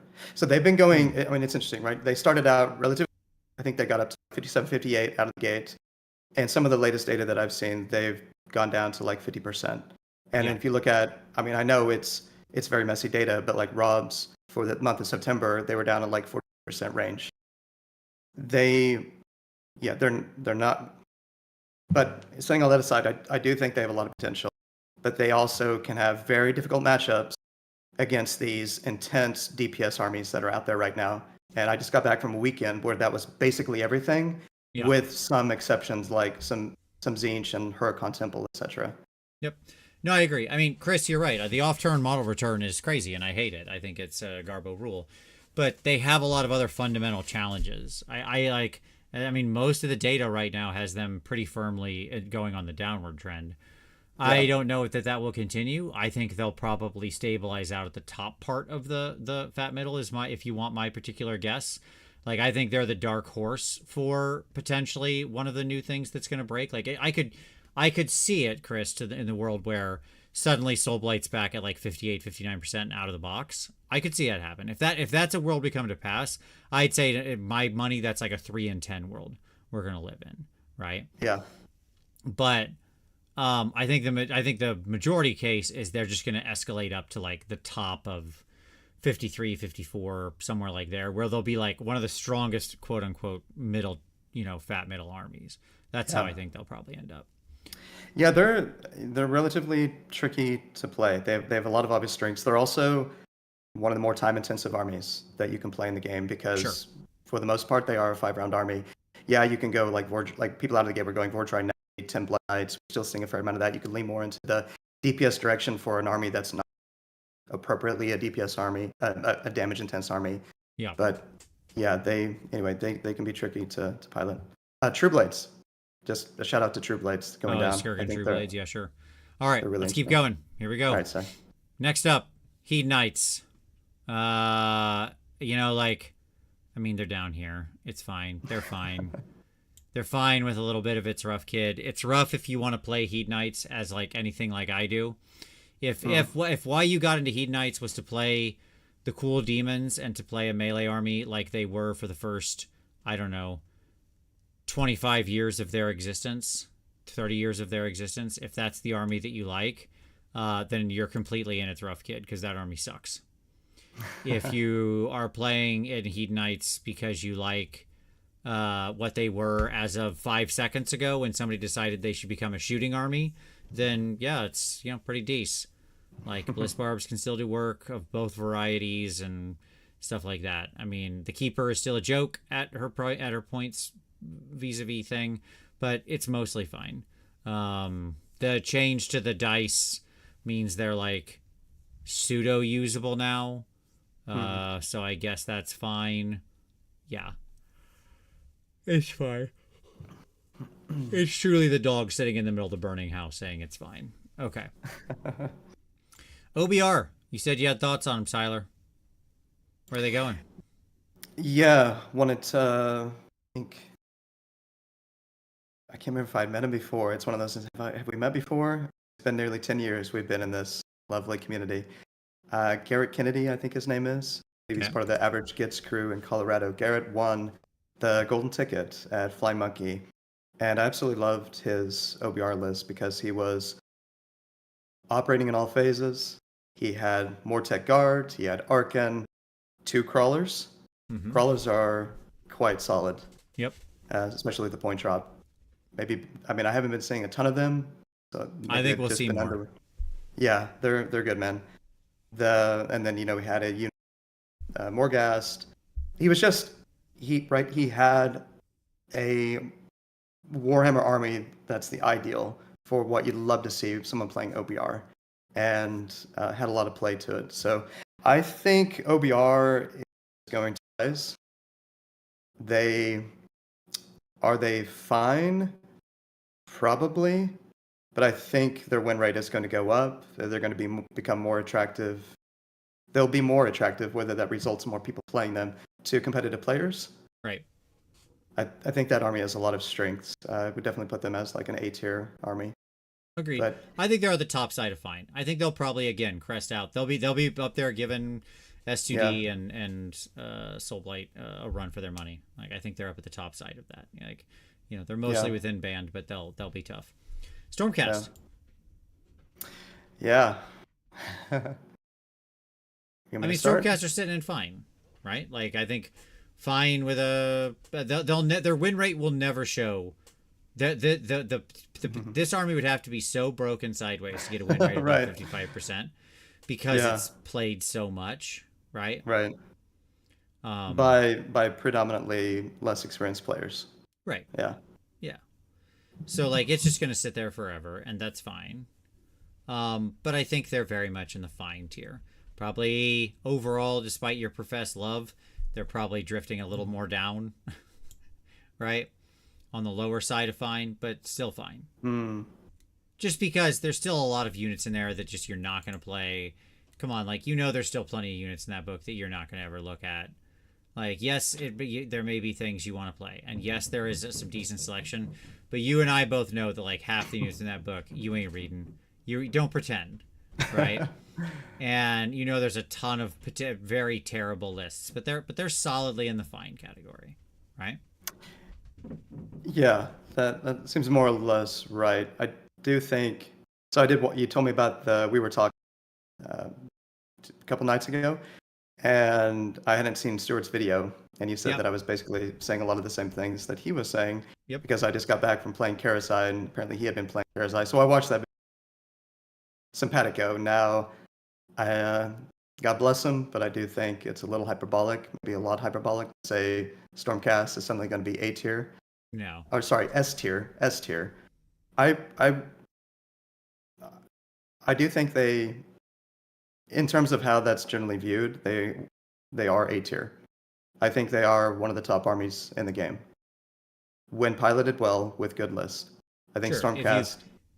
But like I do think in I general in 4.0 that is much more true honestly across the board. I do think skill matters I in general. yeah, I know that. It's like every time I say that, right? It's like that asterisk. I get that. At the same time, making differentiating armies with that, even with that in mind, I would still put them in A tier as one of the top armies in the game. All right, fair enough. The uh, right now the build is basically like Krondys, 6 Paladors with shock hand axes, 6 long strikes, Relictor, some number of prosecutors, Griffhounds, kind of fill in, right? Probably an Art Arcanum. That list is very strong, and it's only gotten stronger now that the others have been hit. Having just played Karazai, like I would expect to see more Karazai on the table. He is one of the best counters to the meta that we've been in, right? Sure. With the -2 attacks and the Praetors, the change to Praetors is enormous. That might be too beneficial, like where they can In fact, they can go bodyguard off him from the heavens and then drop next from to the him. heavens. Yeah, yeah. Yeah. So yeah, I think we very well may see a lot more Karazai / Kron on the table. But no, they playing that army dude with Prime that everybody seems to hate and nobody's playing. And as usual, I thought it was pretty damn good. I Sure. get that he doesn't have a 3-6 charge, but you don't abandon the ones you love. They don't have that. So All right, let's keep going. yeah, Blades of Corn, the Blah days, they got a lot of points adjustments down. Did they Yeah. move up into fine? Or where are they hanging out now? I still think they have the potential to be one of the strongest armies in the game. That's what I'll say. Like I agree. they Yeah. do respond to player skill in a really strong way. Yeah. I don't I really think understand why they're so low, why they've been so low in win rate. points they were just too expensive. I think that's what it comes down to. Yeah. Like against the other murderers row of armies, they just got out. They just get outbodied.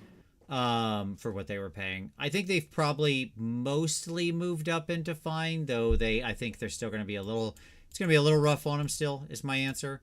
But they're closer now, up into fine. I think maybe something like that, like where they just almost cleared the threshold. There's still challenges like hardcore demons, like bloodletters and stuff like that are still super duper strong. You still have like your army building is still pretty rough. They have some of the most goofball restrictions on their regiments, Oh yeah. which is like for no reasons. They're the only chaos army where the demons can't take mortal followers, like the big demons. Like in Slanesh, the keeper could take a mortal or a demon, right? And same for Nurgle, same for Tzeentch. But in Khorne, no, just for no reason. It's different. Sure. Yeah. And so like I think the points mostly got to the right place. There's still a few units I think we could go down a little more on, that we could drop on that maybe are a little too high still. They still have some challenges in like actually having different roles, but it's an army that responds to skill. So they've got strong abilities. They've got a very tricksy play. They have Skull Reapers, and those are very nice. But again, like a unit that ends the world but walks around on foot, it's like okay. Oh, Peppo says they fixed that. The Scarbrand and Mighty Lord of Corn are now any Blades of Corn. Oh, cool. I didn't catch that. Oh, okay. Nice. Scarbrand can take mortals now. Why can't the rest of the demons? The rest of the Bloodthirsters should be able to, but sure. That's fine. Good for that. Maybe we mentioned it and I just forgot. I think we might have mentioned it and I just forgot. But anyways, yeah. I think they've mostly moved up into fine. All right. FEC. Still down here. It's rough, kid. That's just it. Like, it just is, right? Like, this army that wants to send in their 5-up and 6-up save 5-wound heroes to go fight in melee and have 62 million heroes so you never win a drop war or whatever. That's where you have to take Usharon to be competitive. Like, this is the world we're in, right? It's just like the fundamentals have turned against this army. I played against them once, and 6 more McKnights, 6 horse, 3 flares, 20 ghouls, Usharon, Justice Gourmain. What else? Some of the other heroes. Like it was a variety pack of Flesh Eater Courts, and they felt pretty solid. Like I know I'm saying that a lot. Maybe I need to get good, get better at this game. Usharon was a great counter, not necessarily counter, was a great tech piece against Karazai because he can make Karazai potentially kill his bodyguard. He can pick Karazai's 4 damage weapon, right? Take control of him with a spell.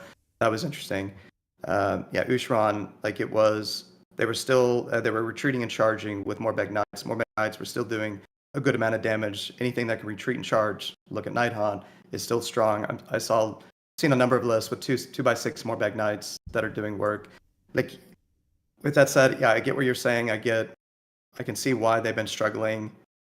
They really struck me as another army where if you get reps in, you build as good of a list as you can, you're going to find ways to do well with that army. That army is capable of performing. But on average, yeah, I see some of the challenges. Yeah, and I think I really think they have a big challenge right now going more than 3-2. I really do. That's what it comes down to. Like, I just think pushing past the 3-2 barrier, I think they have like a pretty hard 3-2 barrier right now. So okay. Yeah. That's my take after watching them a bunch. They're way down there in the percentages. Like, all right. Yeah. Next up, Nurgle. Did we fix Nurgle by giving them like a few points drops and this extra ability to spread disease? Are they way up here now? Are they up in fine? Are they okay? So I haven't looked at Nurgle much at all. You're two folks who played Nurgle on your show are not being very helpful. I was listening to Tom. I mean, they got a lot of point drops. What I've been hearing is that they've had a severe damage problem, just a lack of damage with that army, right? Yeah. So I don't know. I mean, what was your sensibility on that new rule that they got? Do you feel like, do you think that's going to move the needle? I think it's a great new rule. Okay. That like actually is helpful. The problem is it relies on you killing a unit, which isn't something that Nurgle actually does very often because yes, they have a huge damage problem right now. Yeah. Okay. I think that they're still a very slow infantry heavy army in a meta that hates infantry and values speed, right? They're an army that doesn't deal a lot of damage in a meta that values high damage. And a meta that hates infantry. All else equal, no joke there. My first game was with a Stormcast Warrior Chamber army. Yep. First game off Soul Blight, right? Like, all right, let's see it. Let's just throw a bunch of Vanquishers, Vigilors, Vindictors, Liberators on the table, and let's play Bellicor and 9 Baron, a bunch. And that didn't go well. No, this meta hates infantry unless you're an incredible porcupine or super duper tough or whatever, right? Yeah. Like there are, or you're just immune to all the things that hate infantry, i.e. Nighthaunt, who can run infantry until the cows come home and like not care, right? Sure. I think Nurgle is still like they pushed up a little bit closer to fine with the change, but they're still sitting largely, and it's rough, kid. Just again, they don't do damage. Yeah. I I really like what they've done with the Guo. I mean, as someone who was, uh, yeah, taking the Guo to events last year and putting up great results like 131s with him, and it was just terrible. The Guo is pretty cool now, and the Blight Lords seem like they should be 2 damage base, 3 damage on the charge. Like they Sure. just, I think it's crazy they're 1 damage, not only 2 damage on the charge. OBR called, and that Mr. Giant Swordman would like to talk to you about insane things that are 1 damage, but sure. Sure. Yeah. Yeah. Anyway, yeah. I I'm not sure. I just haven't looked at them closely enough. Yeah, curious if anybody has thoughts. I mean, my good friend Jeff Nauman, shout out to him. He went with Nurgle and maybe one of the only rare 5.0s that I know of in the world in 4.0 so far. He did that at Guts and Glory locally. I mean, it was early on in the edition, but still, like, that's quite. There was a lot of good players, a lot of good lists in the field.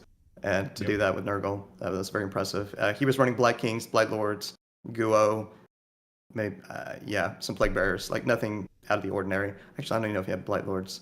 But yeah, when I've tried to write a couple of lists, and it's not adding up in my mind right now. Absolutely. Yes, Alessandro, that's right. Tyler's back. Everybody hit like for Tyler if you haven't hit like yet. Show him you love him. Show him you want him back more. That's right. Hit like, hit subscribe, do all those things, super chat, yada yada yada. You all know the drill. All right, cool. Tyler, Doc. Yeah. Is Doc now the new most fair army in the game? Most fair army in the game. Interesting statement. I thought Skaven was Skaven always, is the most regardless fair of. army in the game, yeah. But now that we're just taking packs of ridiculous shooting monsters, they're dropping out of their most fair army position. Yeah. Not shooting monsters, you know what I mean, like just shooting monsters Right. in the flavorful sense, not the Right. literal game. I really feel I mean, I get you don't always have to remind. Anyway, I appreciate you always reminding me. When a very experienced player is running something, find a way to do well with it. But I don't know. I feel like that book has to have some incredible variety pack builds in it. Skaven. I've got it. I haven't looked at it yet, but It does. I They're feel just like very this- hard to win with. As somebody who's, Okay. I've gotten 11 games in now with the new book. It's very Yeah. hard to win when you're All just right, fair trying enough. to take across the board. It's a very expensive army made of paper. Okay. All right. So might just be a points issue. Yeah. Okay. Like, All right. don't So get me on wrong, the clan point. rats are great and cheap. They're your best thing in the book. Like, yeah, you get a lot of those. Yeah. But they can only do so much. Hey, Myabi, thank you, Myabi, said Tyler hype. That's right, full Tyler hype. Like. Yeah, but I think Daughters is the new fairest army in the game. Like, they're playing Warhammer, my man. Yes, they are. have a boss who can cheat and not die for a couple rounds, right? Well, that boss needs some point reduction But in like, my mind. I mean, that boss is I don't know. She's like, she's expensive. She's super expensive, right? Like, and most people aren't taking her in their lists. I think for a good reason, in my opinion. Yeah. Sure. But like you got your standard witch elves. They want to go up and slice you up. You got some little bit of, bow snakes are now back in fair territory with changed priority target. They can't just sit there and, spam down half the enemy army with +1 to hit and wound. And melee snakes still good and rely on a coin flip to make you fight last, basically. Like, it's all, it's all like, No, I think you're right. Warhammer. Yeah, absolutely, dude. Yeah, I think generally that's pretty accurate. They are very difficult to do well with, I think, on average. Yeah. Especially Marathi builds. So you could just have Shackles keep pinging Marathi, and she's gone by the bottom of round 2. Or whatever, that just pings her, right? There's so much in the game now that will just ping her. And she's so expensive. I get why she's expensive, but I think she needs a reduction. A good friend of mine took them the weekend, and he loves special characters. That's his Highlander. He has to play. Yeah, sure. And yeah, he's okay. not gonna go That's there. fine. I'll say this: So all the doc lists yeah, I've been writing, I haven't put Marathi in it once. yeah, And I love my Marathi. I have like my big, awesome, yeah. converted, beautiful Marathi, and she never hits the table. Like Right, she right. ain't showing up. The, I got other units. yeah, the lists do not feel sufficiently functional to me in the context of competitive Warhammer, or just even trying to go like 3-2 or 4-1 Warhammer. He had so little. His list was Marathi, like 1 by 10 melee snakes, 2 by 5 melee snakes, touch, no bow snakes. He had, what else did he have? I think he had some of the stalkers, the shadow stalkers. He had 2 hack queens because he was leaning into Sacrament of Blood, right, to try to get the Heart of Fury, he calls it Fist of Fury, that out, try to get the sippy cups, the 5 boards, ramping up Sacrament of Blood for the extra attacks, Melosai Iron Scale. It's not a functional list, dude. He's got 2 hammers in that list, Yeah, yeah. I basically. mean, look, it's And a game. It is the. This is what I'm saying. It is yeah, it is literally emblematic of the argument I made at the beginning. It wants yeah, to play a careful movement and trading game totally. in a game that no longer resembles that anymore. No, it Right. trades terribly right now, Right. unless you're getting your Rube Goldberg device off. Now that being said, I've seen lots of people still do pretty well with them. Like they are still in the middle of the pack, right?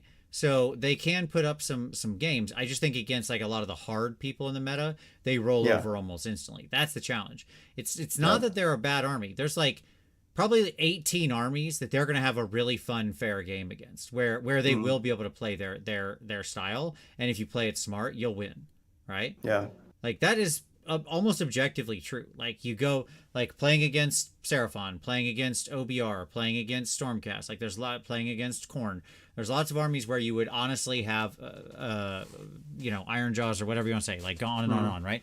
Where if you use your pieces well and so on and so forth, you've got a good play style, you've got good prospectors, you have the tools to sort of like play some good fair Warhammer, right?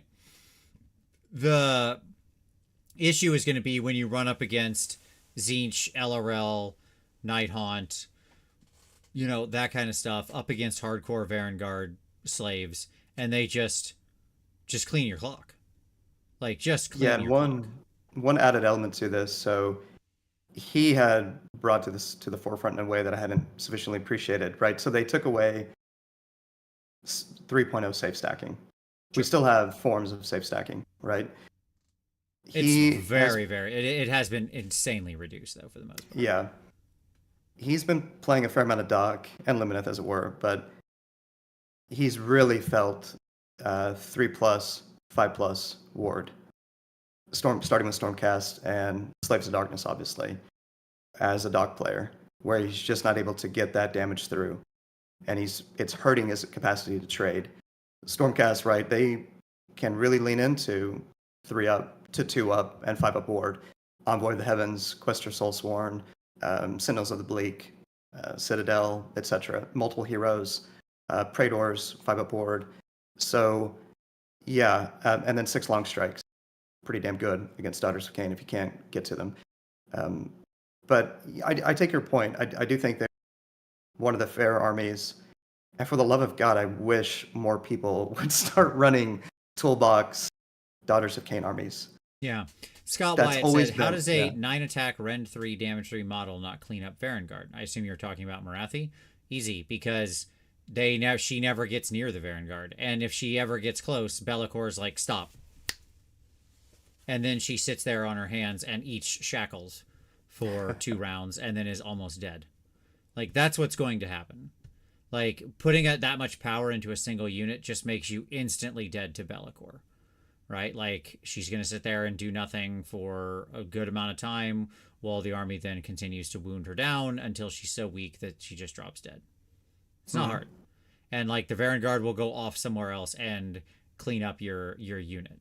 And their Varangard aren't going to get tricked into fighting last very easily.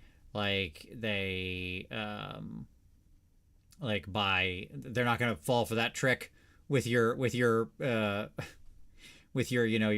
melee snakes. Like they'll just go wipe out the rest of the army, right? Like that's Yeah. what's going to happen. So okay, I know we're they spending just a lot they of just time. have control Yeah. without range, whereas you are trying to move a Yeah. model into position. I find this one of the more fascinating discussing. They are really interesting, but yet the win rate is higher than I would given all of these things that we're discussing. So yeah, people are finding a way to work. Maybe it is part.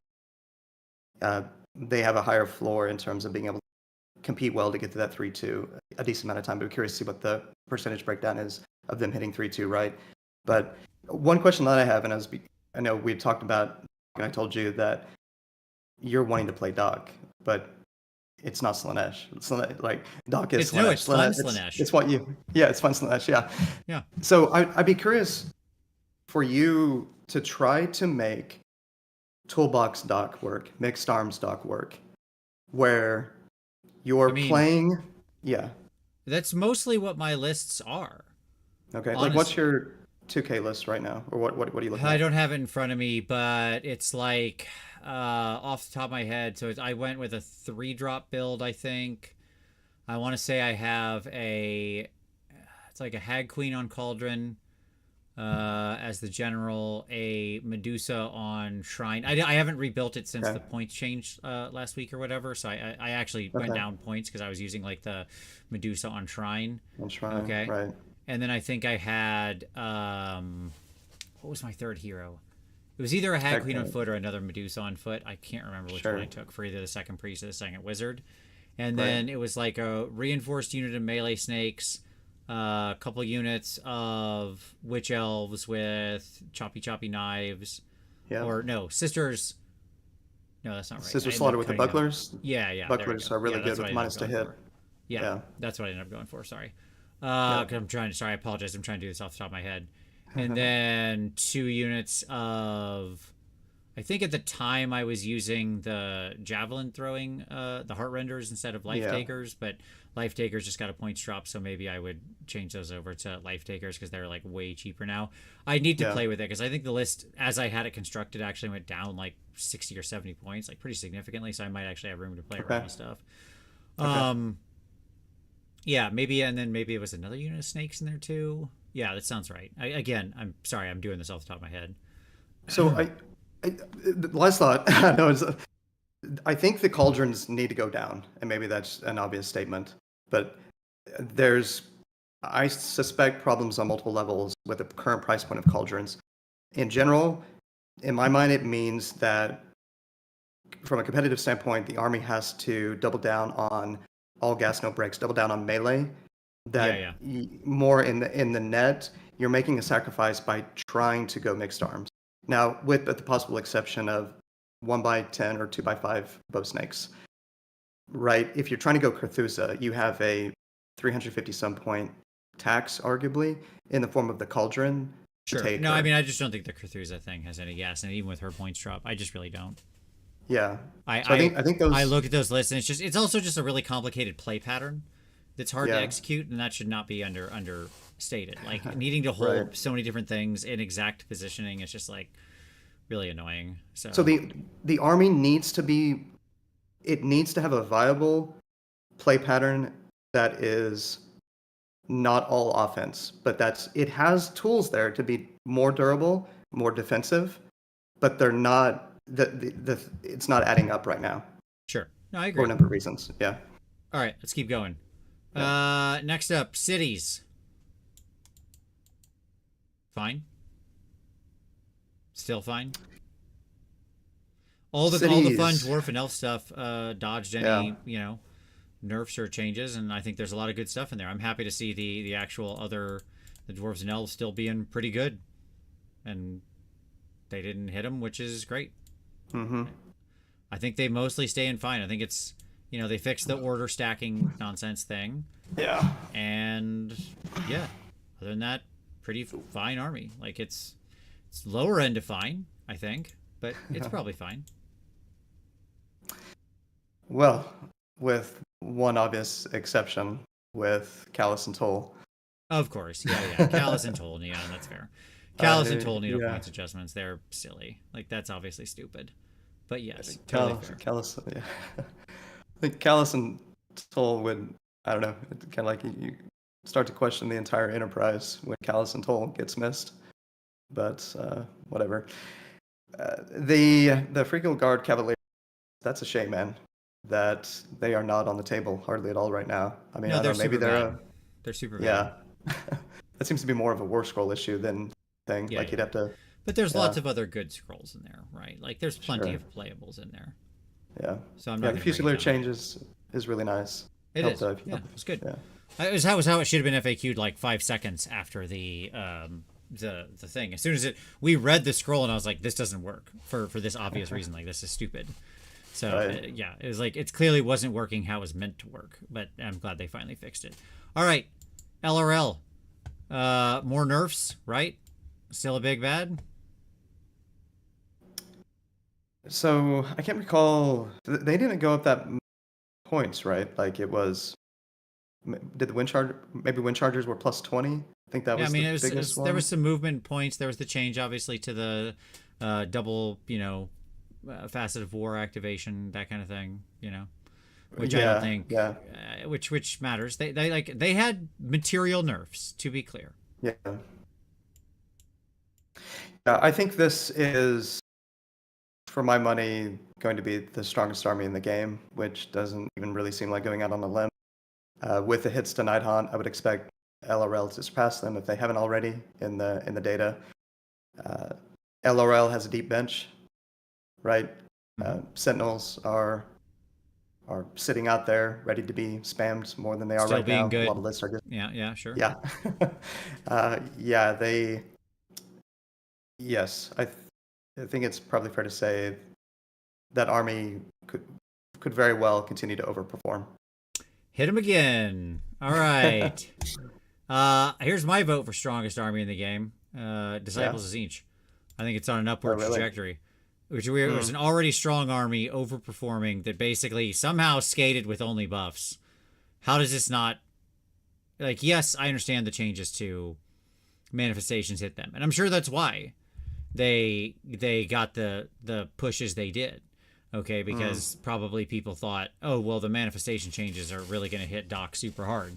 One, I disagree. I don't think the manifestation changes actually do half of what they think it did. Doc can still play Morbid if they want without issue. They can still power all those out without issue. It's no problem.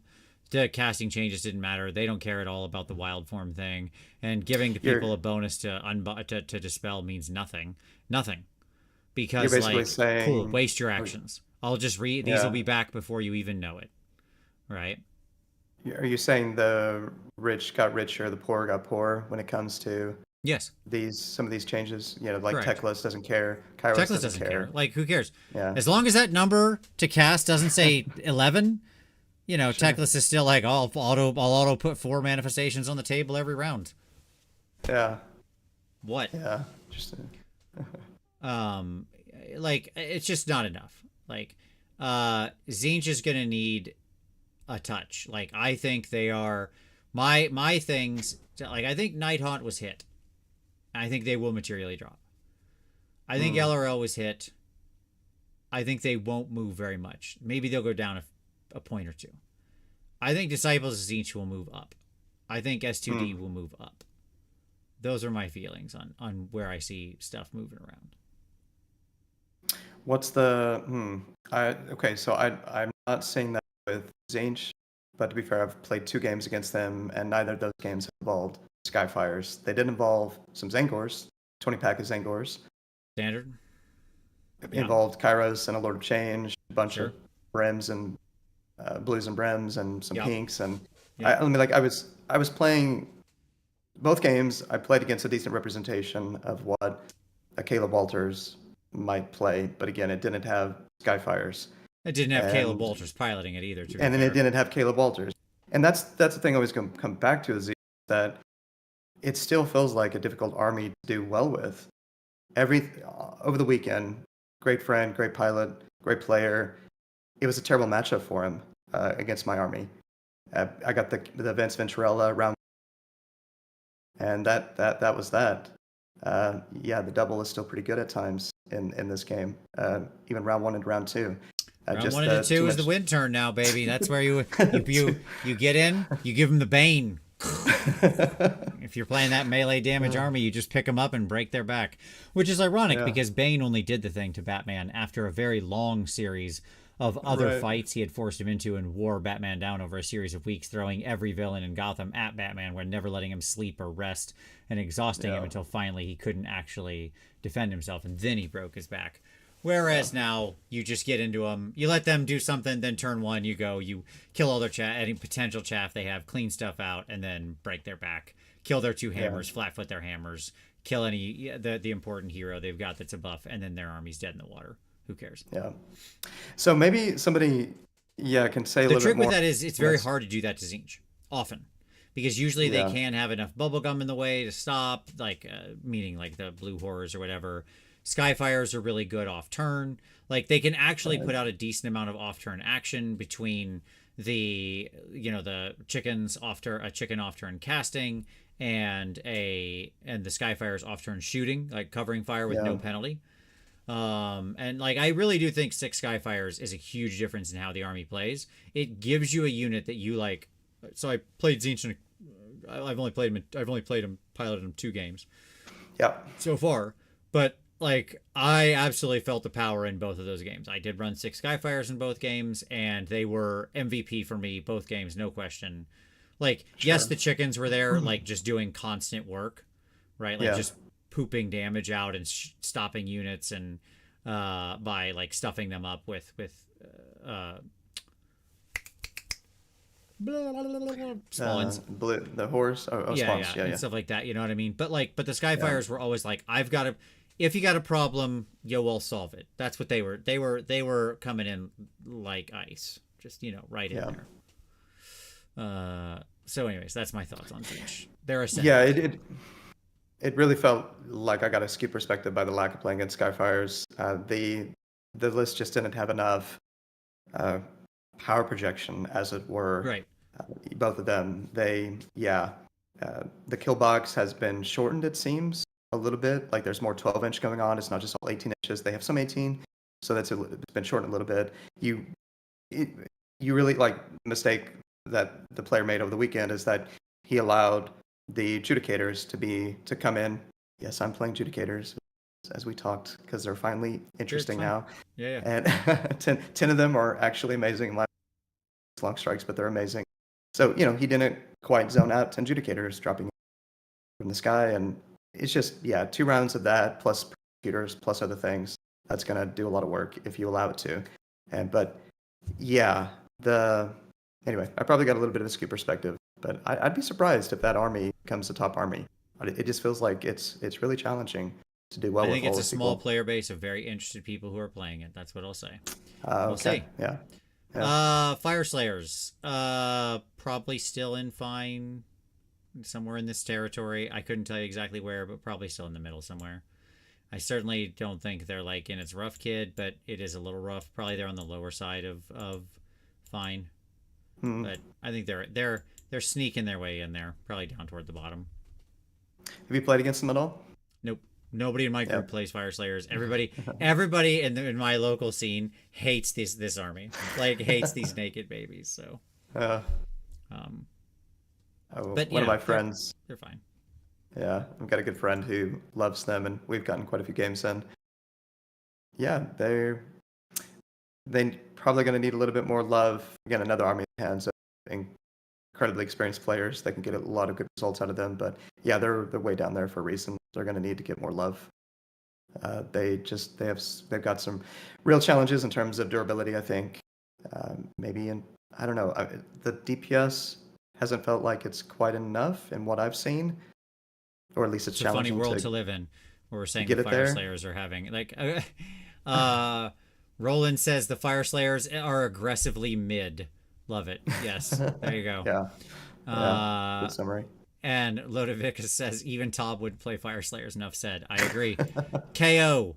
Stay down here in its rough, kid, where you belong, and don't you think otherwise for a minute. Go live down here where you belong, KO. There you go. Thoughts on Hedonists' Highlander lists?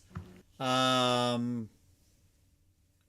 you really want to make your life even worse when you're already playing an army where you're behind the 8 ball like that? But sure, if I was going to do a Hedonites Highlander list, I'll tell you what I would build it around. You ready, Tyler?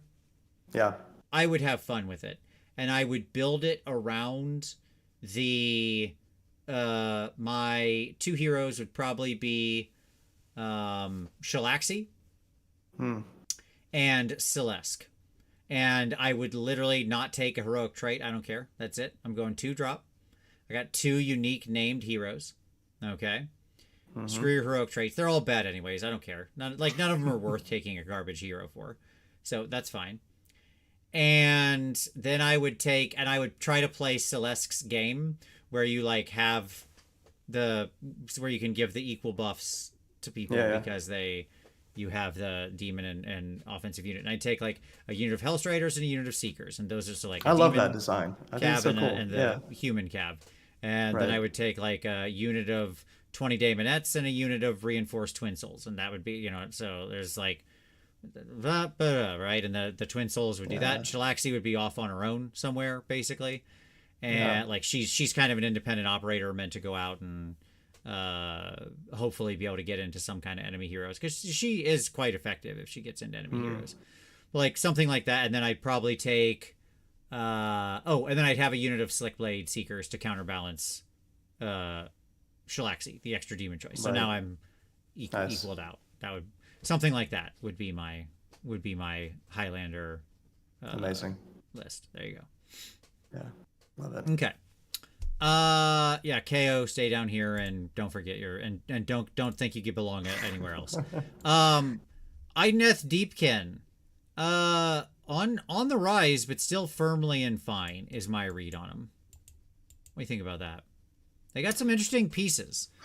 Still very fragile. Still a tough thing to play, but in the hand, boy, you want to talk about a skill respondent army. Maybe one of the most skill respondent armies in the game. Still a couple things that are a little too expensive. As I said, still quite fragile. But they got some tricks. Sure. They got some tricks. They have one of the most powerful like anvil bosses in the game because of what you can do with the item in the heroic trait combo. Right. Yeah. Which I found out the Deathmaster, I was hitting that jerk on only 5s and 6s last night. I enjoyed that. That was a good time. And no, I mean, that's cool. Like, you roll a lot of dice at him, he's still going to die. Like, he's still a little rat. You talk about that escaping the Deathmaster? Yeah. The Deathmaster, Can only be hit on 5s. Woo! Oh no! Right, Who cares? Just like attack him with anything, he dies. He's a 5-wound hero on like a nothing save. Yeah, okay. Yeah, and he's pretty expensive. Yeah. Seems to be a running theme. 160 points. Yep. No, I think you're right. I think of Jake in St. Louis. Jake's been running them a long time. You'll have to forgive me for throwing these names out that I know I can't help it. Just friends who play the armies and who perform very well. Yeah, he is a high school player and he's been finding ways to do well with IDK. Yeah. In fact, they're one of those armies, right, that do well in 4th edition with minimum engagement. They can play the board well. Yep. Yeah, and pick their fights and still good movement with a lot of their units. Eels can do good work.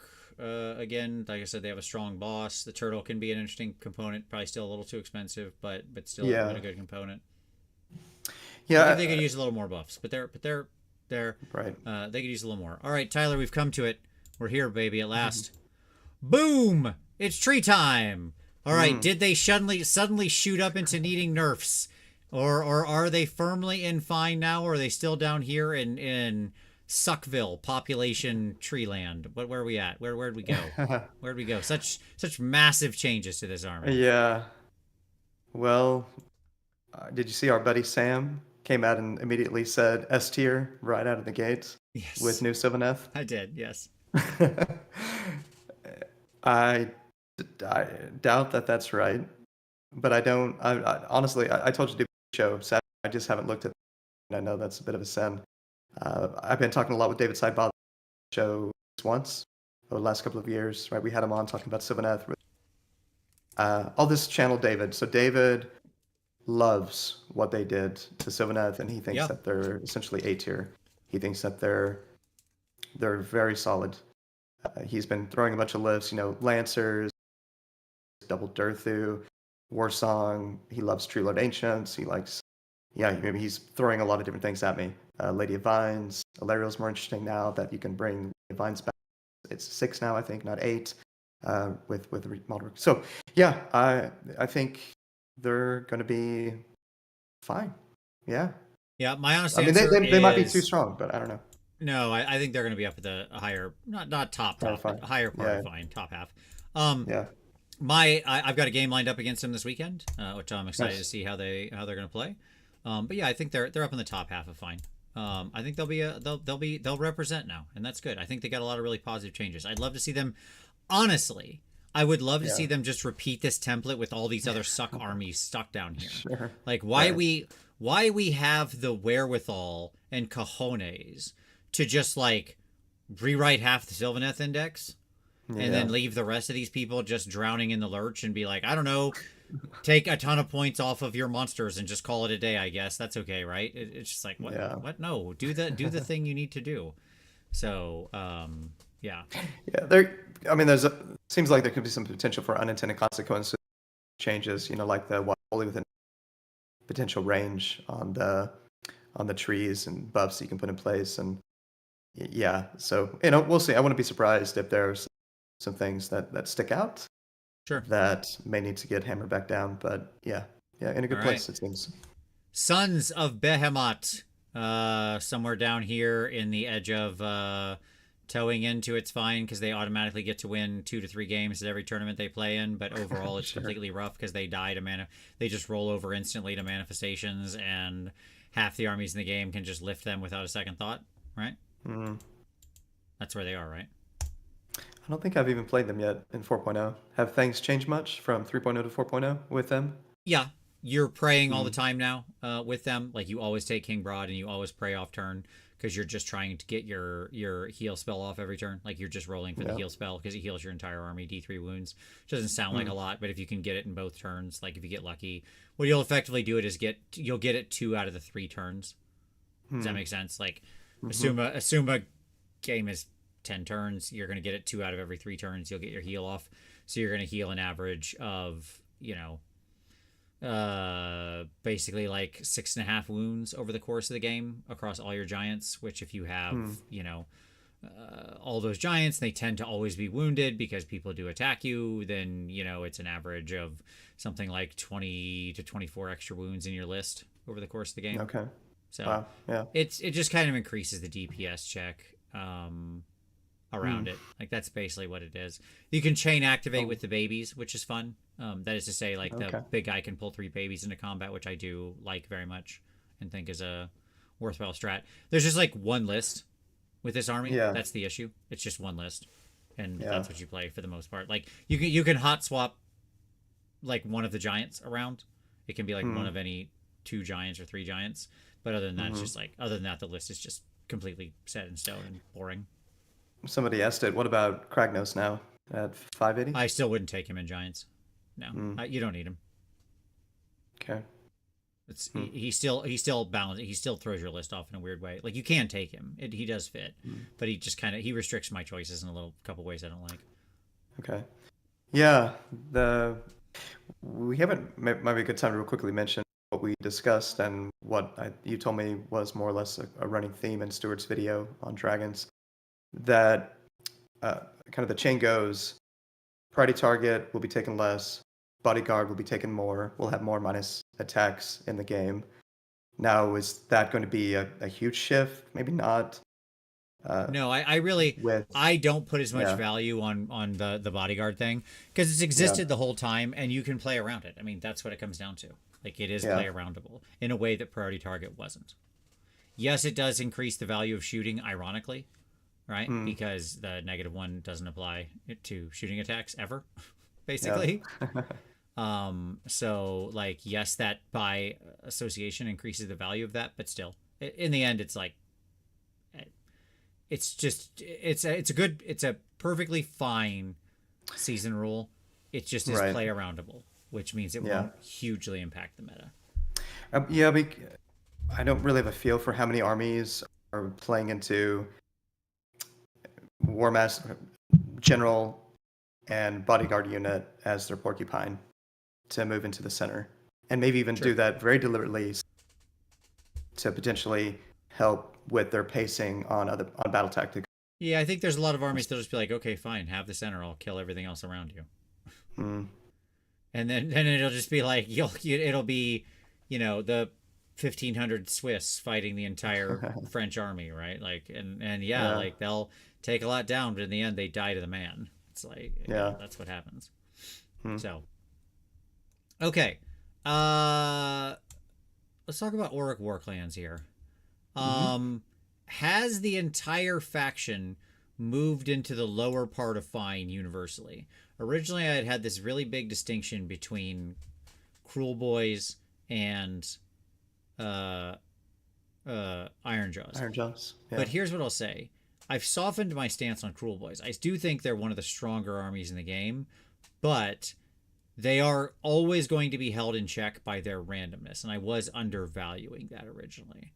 Okay, like because there are just like it is very hard for them to go 4-1-5-0 because they're just going to drop dice accidentally in a game. Like they will have a 2-up that they need to make and they'll roll a 1. Right? And like all of their special abilities are on that thing. Now they're still very strong. They can Death Star almost like nobody else. They have one of the best porcupines in the game if their buffs fire off, right? Like that is simply facts. Okay? Yeah. But because so much of what they're doing is riding on a roll that can fail, like the central part of their battle plan, right? First of all, that means Spike will play them less. That's just the reality of the thing, right? Like Spike hates randomness. So the spiky type player will play them less. And most of your tournament top 10 are spiky type players. Mostly. Okay. Cruel Boys are very susceptible to things like S2D, to like LRL Huracan lists. And so I just think in the end that kind of brings them down. Iron Jaws got an interesting buff with it. Not enough, but they got an interesting buff in the we can WA more than once now, which is cool, off of our heroes. And I think I'm going to try Iron Jaws again this weekend, by the way. I really want to play him like post that change to get a feel for him again. So we'll see what I end up playing this weekend. Hopefully I can get 2 games in, but we'll see. Did you ever add Ragers and the Rekkas and etc.? Yeah, I've played with Ragers. Yeah, they're fine. Okay, cool. It's fine. I don't like. I've tried them in a couple different configurations and they're fine. Now I've never tried like the insane Rager spam of like put 30 of them on the table or something, right? Sure. I don't know. Maybe there's something there that I'm missing. I've always just like had a unit of 6 or whatever, right? So yeah. Okay. But like and things can be different when you spam crazy like that. But that's kind of against my sensibilities. Yeah, sure. But I think the Iron Jaws came up. The Cruel Boys, I'm moving them down a little. They're just the reality of the thing. I think they're both probably on the low side of like the low part of Fine touching its rough kid, and they could use more attention. I really don't think they're in a good place yet, but I think they're closer to a good place than they were before. That's what I'll say. I haven't played against Cruel Boy. Yeah. Like Iron Jaw still wants to play extremely fair Warhammer, and we've discussed the problems with that. Yeah. So you're saying that for Iron Jaws. What are you saying for Cruel Boys? Like still fair, but better than Iron Jaws. Okay. Yeah. Like held in check They because they'll like- just drop some rolls accidentally and things will go wrong. So are they like kind of middle in the pack fine for you, or? Yeah. Cruel Boys, middle of the pack, fine. Iron Jaws, bottom of that, towing into like, they'll go to like 44, 45, 46. That's where Iron Jaws will go, right? Okay. Somewhere in that range. Interesting. Yeah. Yeah. Curious to talk more with Tom about what he's been finding with them. It's cool that he's playing them, looking to joining them up, presumably. I'm going to play Cruel Boy soon against a really strong player, and I suspect I'm going to walk out of that game thinking they're one of the top armies in the game. I've seen Cruel Boys play in the hands of Tom, I believe, at Threshold Tactics, and that's been the best representation of how Cruel Boys was probably being played top tables at NashCon. Sure. And it's powerful. It is. That's what I'm saying. but Like it's you need to hit rolls. that's right, and that's the And thing. I don't, yeah, You man. can Like guard that army, against it. You can plan around yeah. it, but like at some point, you're gonna risk it for the biscuit, and it's gonna blow up in your face with like something. The question is, how much did you lose on that bet, right? Right.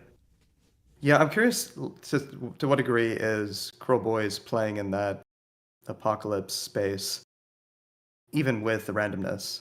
Like, is it that is in the MPE space? Is it too much to where? Yeah, but I don't know. I just haven't played against. But yeah, I don't have an answer either. Is what I'll say. I don't know. yeah. All right, so there's the new tier list. We'll see how it all shapes out. We got less down in the more nerfs, so that's nice. We got a lot still touching the it's a rough kid who needs some help. A lot. Yeah. A lot. Okay. Next tier list. We're not done. We're not done. You thought we were Oh, done? I'm like, it's barely 10 o'clock, and I've been full on ramble mode this entire You time. have been, yes. But that's okay. That's what the people come for, Tyler. That's what the people come for. All right. That's okay. Tyler, we've got another tier list. You thought this was the only tier list? Hit like for more tier lists. More. All right. Okay. As we're going to this next one, yeah, hit buttons, hit things that make dings. You know, don't forget, you can subscribe and do all those things. It helps other people find the show, and you'll get cooler. You can super chat us. You can do whatever you want. You do you. All right, here we go, Tyler. Here's a fun one. You ready? Okay. This one Yep. should be relatively quicker, but it's going to be a fun test. Okay. Okay. So this is my tier list for the book pipeline. So let me explain what's happening here. We've got three tiers. Okay. The tiers are reprint the index. Okay, like I don't care. In other words, you nailed it. We've reached the pinnacle. Stop. Right? Like put that thing into a book. Give me put the painting articles, the armies of renown, or whatever the heck comes in that, right, around it, and ship it. And we're happy. Okay. Then we got tier 2, which is some small changes. Okay. Where like, yeah, it's good. The index is good. It's a good start. I am totally doing these in PowerPoint, blue thing. You know it. That's right. I live in PowerPoint, my dog. Okay, like it's mostly good. Let's call that anywhere between an index at like 60% or 70%, something like that, and 90. Right? If it's over 90%, that's just reprint the index. I'm going to assume that in reprint the index there is like some minor changes. Like Skaven was reprint the index, right? Sure. Okay. Yeah. You get what I'm saying? So like automatically I'm just Yeah. going to populate them in here. I don't think that's what they should have done, but it's what they did. That's a good reprint the index example. Yes, there were some minor rules changes like the Arch Warlock and the Giselles and stuff, but like that was a reprint the index. Was it correct? Probably not, but it's what happened. Okay. And we're judging on what we think they should do, not What they we should think they will do. do. Yes. Okay, Unfortunately, the one that already happened in the past, I can't evaluate. I can only make a factual statement on. And then the bottom tier, Tyler, is start over. Jettison this thing into the sun and try again. You failed. Okay. No es bueno. You with me? All right. I'm with you. Okay. Here we go. Yeah, this will be faster. Okay. Fun though, right? I thought this one would Yeah. be fun. Yeah. Okay. Here we go. Tyler, we're going to start with your boys. The Stormcast. Yep. Coming up quick on us. We don't know what's in the book yet, but you know what should be. We have suspicions it'll just end up being reprint the index because that's what they basically told us. But is Sure. that correct? Is that what you want to see? I'd say it's kind of middle ground. Trending just reprint, which could very well be a hot take and an unpopular take. But someone who likes a lot of what they've done with Stormcast. I think they finally have done a lot of things well with Stormcast, and yeah, that's where I'm at. Okay, fair enough. No, I think I'm with you. I'd like to see some attention paid to some of the real craptacular scrolls that don't have a purpose that are quite duplicative. Sure. Right? So like maybe that can be your 10%, couple abilities here or there. Formations are a little strange, particularly as someone who loves variety pack. buffet builds. This is about, we've talked before on this show about how I don't know if you watch that show, Tyler, but I said one of my biggest disappointments in 4.0 is that they didn't live up to the what we were promised with formations, which were they were going to allow us lean into play styles. Instead, they fell back on the same crap they always have, which is just like take a bunch of these units. Awesome, great work, guys. Great, complete, terrible work. Okay, like why they can't figure out how to, because the way I thought about formations is it should be like your commander in a commander game.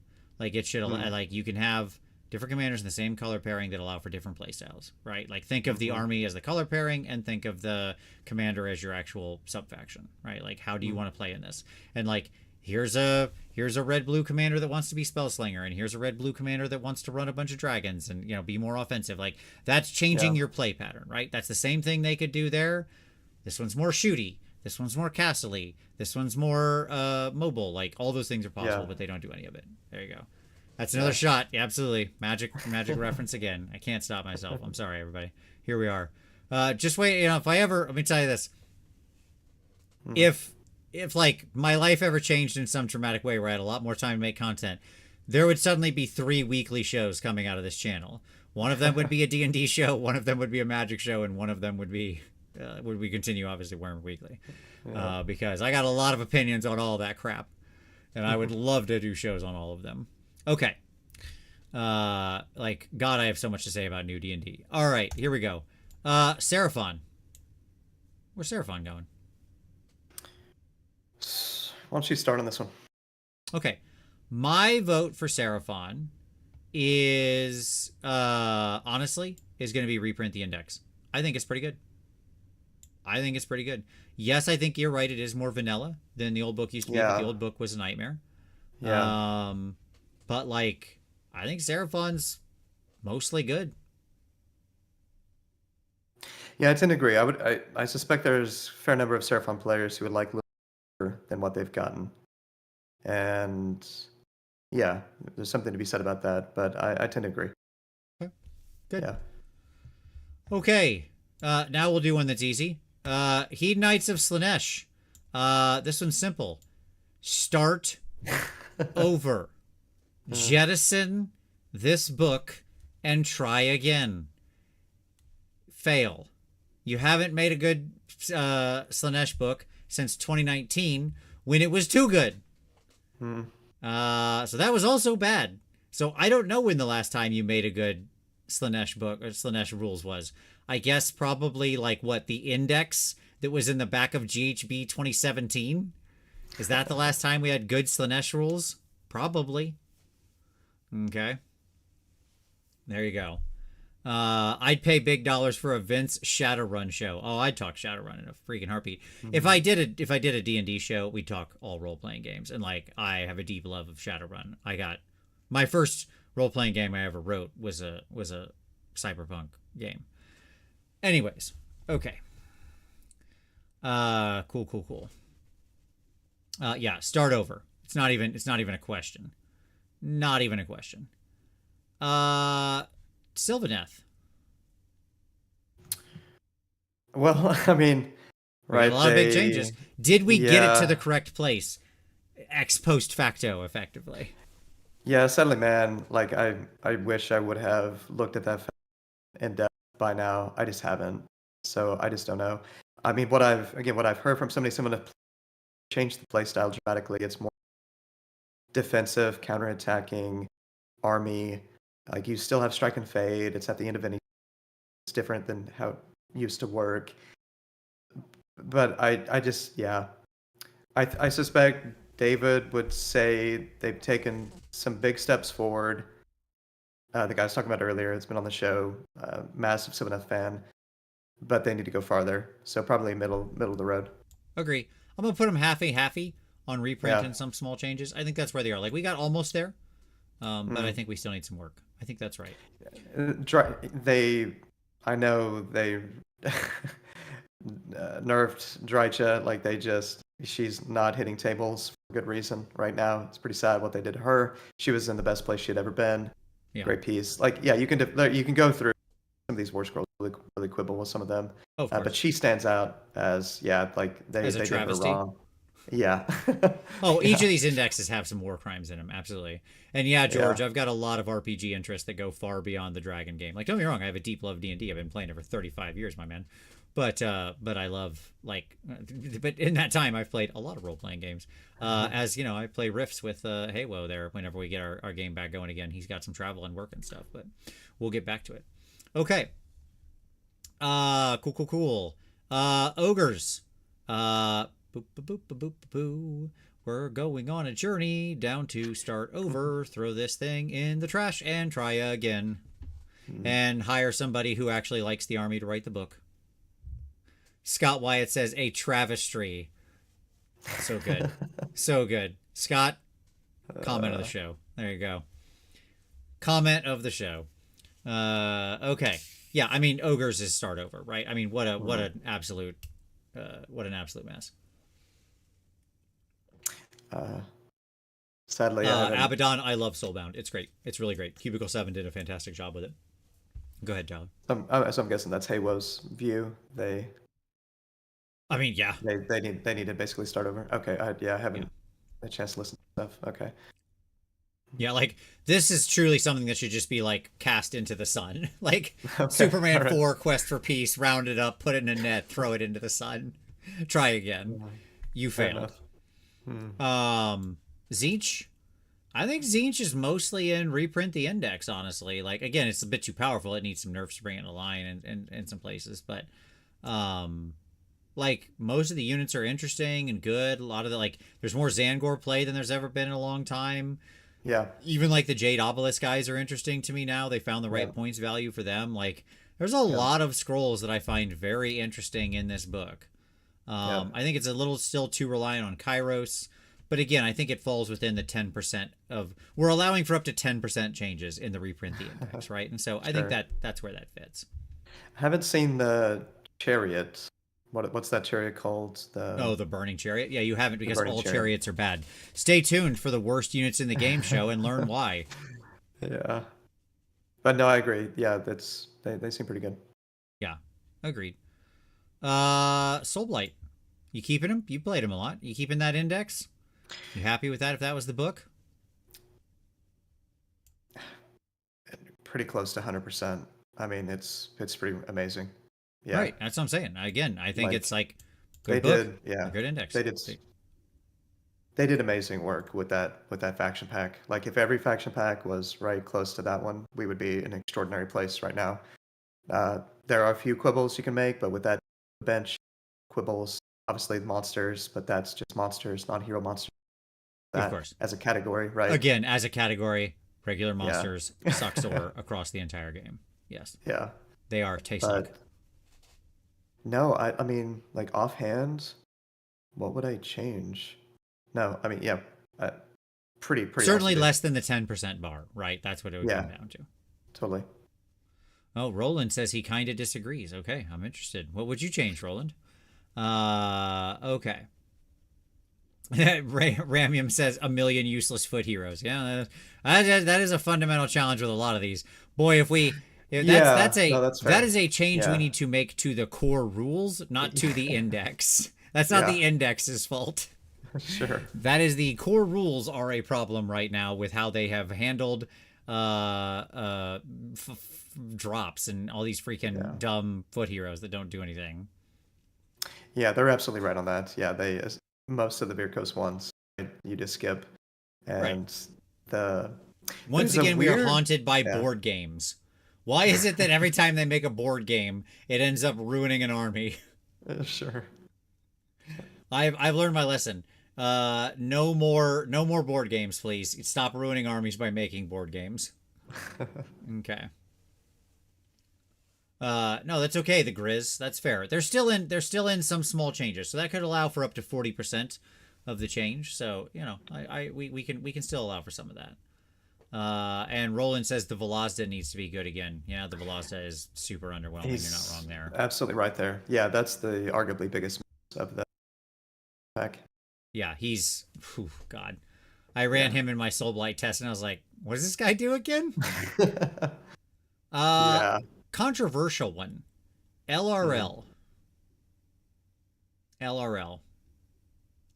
Where are you living with this?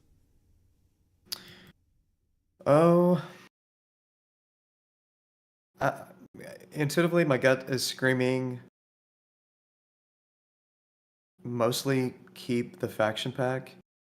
I really like, just in terms, I mean, you see the love that they put in. Like, it certainly Yeah, yeah. fits the stereotype games, whether that's an accurate stereotype, certainly. And I would like to think it's just largely a points issue. I haven't thought enough about it to know whether that's true, but I think it's probably true. So yeah, I would tend to lean more. Like, I went through that faction pack. I liked most of the War Scrolls. Most of the War Scrolls look playable, and then it's kind of largely comes down to points. I mean, there's some things with them, how they're designed. Like, maybe is it a little weird? They only have one when they're spellcasting. Some of these factions that are, spell heavy, like Tzeentch and Seraphon, that have multiple lores. Maybe get another lore in there. That could be interesting. But yeah, that's kind of where I'm at. Okay. Yeah, I think I'm going to place them kind of like Sylvaneth, but they're coming at it from the other side. I think that they probably, like, there's definitely points items that need to be changed pretty decently. I think there are some rules that need to be rewritten. Some things I'd like to see changed in a heavier handed way. So like they're towing down in there, but they're kind of coming down into it, whereas Sylvaneth came up into it. If that makes any sense, I don't know, but yeah, I think they're riding the line there. Yeah, like, of what I know could still be needing a change, it's very obvious, starting with Huracan, Huracan, yeah, I mean where that's a big pick change. I think pick that one like or yeah. yeah, I think there's some of the hero stuff that still needs to be played with a lot. And I don't mean like I don't mean like the fact of heroes have dropped. I mean just like some of the hero rules are a little goofball. Yeah, there's things. Okay, Yeah. cool. OBR. I haven't looked at them across. I've looked a little bit. Haven't looked at it. They feel like another one that is pretty good on the whole. I'm gonna say this: they Probably in the can go and middle. reprint the index, but they're gonna use the Yeah. entire 10% allotment of changes, and that 10% is gonna be dedicated to fixing the monster tall guys. They're not actually monsters, but they're like I'm talking about the choppy The choppy dudes who Morghast. were at Nightmare last edition. Oh, oh, Uh, well, there's a Mortis Guard, the and then others, the there's Necropolis Stalkers. There we go. Ha, the got there. Stalkers. Oh, sure. Yeah, yeah. Yeah, like their entire 10% is gonna get traded into rewrite those. Like I think that you know, like the guard are mostly fine. The crawlers are interesting as people are seeing. I think that the Morghast Death are really Riders good. are pretty solid. Yeah, Death Riders are Um, good. and the Morghast are interesting enough for what they are. They They're could good. probably, like they're fine. They're very quite Yeah. powerful. A couple of the heroes are actually interesting for the first time ever. That sort of Yeah. thing. But the Necropolis Stalkers and then probably the Harvester need some love. Even maybe in the Harvester's closer to okay. But Mm. we're gonna use the entire 10% budget. So they're gonna sit right here at the bottom. Right, we're ticking in. Yeah. We're spending all of our 10%. Okay. Mm. On Necropolis Stalkers and Mortis Guard and a little bit on the and whatever's left on the Harvester. Yeah, Roland, I don't know. Like, when I look at them, they seem like a points issue, and they just went down. And like I said, Garrett Kennedy, getting his first name correct, it's anecdotal. It's one event, sure. He had a unit of 20, and he absolutely 20 doing their job. And yeah, like they take buffs well. Like, that's a strange world to be in if points cannot make Mortec Guard a solid choice in a list. I think they're in the So world where they could. James, yeah. James says you guys have LRL Stockholm syndrome. James, I think you mean we have LRL PTSD. Stockholm syndrome would mean we have been imprisoned and tortured by them so long that we've fallen in love with them or have become to identify with our captors more properly. And that is not correct. PTSD means that you over respond to future stimuli, even when the stimuli isn't as bad as the terror you have experienced in the past. Which I think is what you're accusing us of. Well, And I that's would not agree. like I just said. I just said I love the faction pack. Yeah, yeah, sure. Like, No, that's fine. right? I think it's I love how much love that they got. Yes. I think mostly it's a points issue. If there's one thing that they need to potentially adjust, it's picking either one or two for her content, not three, for moving in for moving after they shoot. Yeah. And yeah, like yeah. Right on. Okay. Sorry, I'm getting defensive. You're good. Sorry. You're good. Night Haunt. Night Haunt's going down here in some small changes, and I will not hear Yeah. otherwise. Like this army, it's got to come back and play in a different way. Like it's so off sideways right now in making it with the ghosts. It needs more than 10% changes. Like we got to Mm. move rules around. Like it's just what's got to happen. I don't want to see this army suck. Okay, Night Haunt spent a long time being bad. I don't want them going back there. We're not going back. Okay, I want them to be an interesting army, but I also Mm. want them to like play Warhammer and participate in the edition, and they're just not Yeah. doing that right now. They've their faction pack reads like a phantom because it breaks so many rules. That's what it is. It Mm. looks like fanfic. I am amazed that Lady O isn't like making out with with Reignor at some point because it's so fanficky. So there Yeah. you go. All right. So yeah, I mean it's definitely in this in the changes area. I think 60% is still there, but we're gonna Mm. change stuff. Okay. They need rules. Mm. Okay, S2D. I mean, other than points, it's reprint the index, right? Basically. I think it seems like Dark Oath need more love from a rule standpoint. I don't know if points. My friend Dan, he's been playing them. He took Archon and Dark to Fly Monkey and was close to a 4-1. Got a 3-2. He's been playing forever. Good player. Very, very good player. Dan likes them. He thinks they're pretty good, but I've been hearing a lot of complaining about Dark Oath. I haven't looked at them closely. But yeah, what do you think? Did they not get enough love from a rule standpoint? I think there's some things I would change. I think I'd use most of their 10% allocation. So somebody, Ramyon said I'd put it close to the green. I agree that I did move it down. I'd like to Hmm. see more, exactly what somebody said, more equity in the marks. Yeah, that's good. I think Dark Mark of Oath, the some of the mark, heroes yeah. need some rules and reasons to be taken. I think like the Dark Oath themselves need some points adjustments because I want to see the Dark Oath side be a viable, like actual play in the army. The problem is slaves, S2D just constantly oscillates between spamming Marauders is the correct play, and spamming the high damage ultra elite stuff is the correct play. Like it keeps happening, Hmm. right? And so like we're gonna use that whole budget to bring those two things into line. Does that make sense? Yeah, I.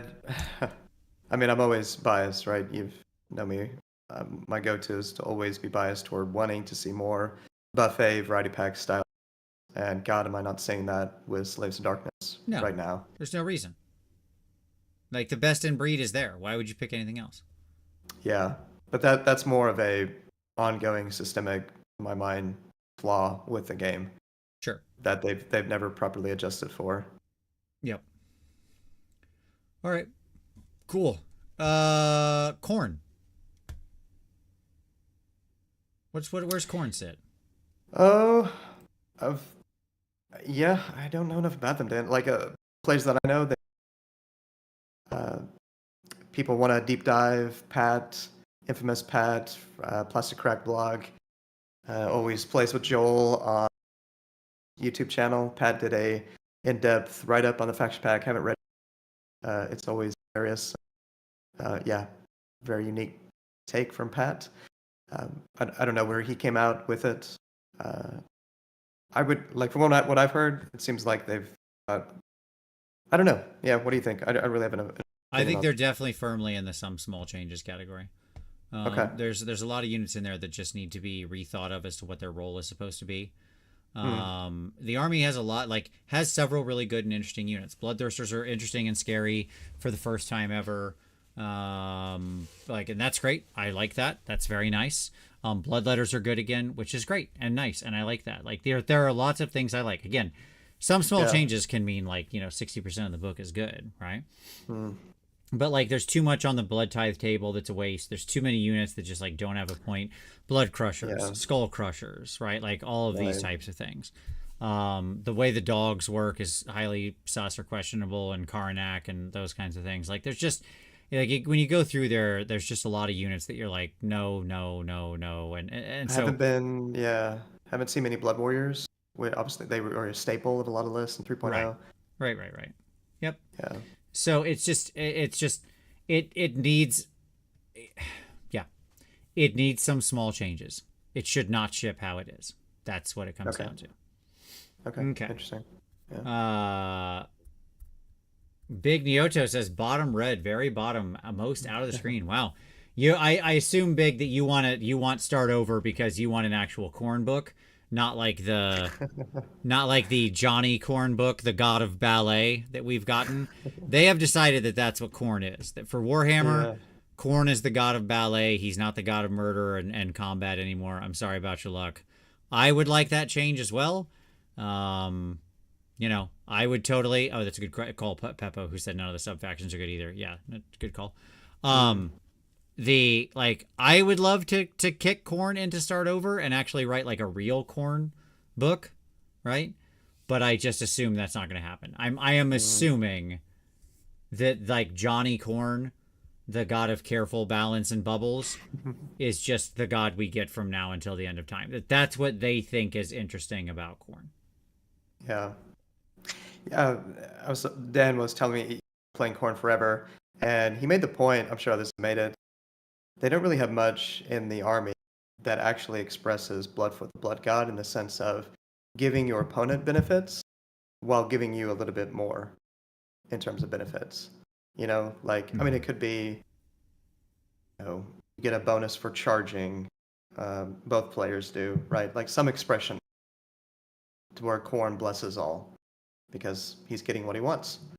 I just thought that was, would be an interesting expression of the army. But yeah, the more we talk about it, it is they have a long bench, but it's not deep. There's a lot there's of just stuff a lot you're of not room taking. for improvement there. Yeah. Yeah. Orc War Clans. I'm gonna keep it simple. We're gonna put them down here at the top of Start Over. I think there's a lot of good stuff in the Cruel Boys. I think they missed completely on the Iron Jaws. You could do better. Stop. Why did you kill all of our rules? Bring back smashing and bashing, you cowards. I don't understand why this is like this is. So, please stop. Stop it. Get help. So, like, they're down and start over. I don't want to see an Iron Jaws book that looks anything like the current Iron Jaws we have. It's what it comes down to. I want to see way more than 40% of that book change. That's it. Yeah, no, that's fair. Peppo, yeah, guys, I mean, you might be right. That could be a terrible idea. I mean, we have some examples of a bad track record of things that buff or that benefit both armies. Yeah, I'd have to sit down and think about that. We even have examples where that's actually gone well. So no, the skepticism is understandable.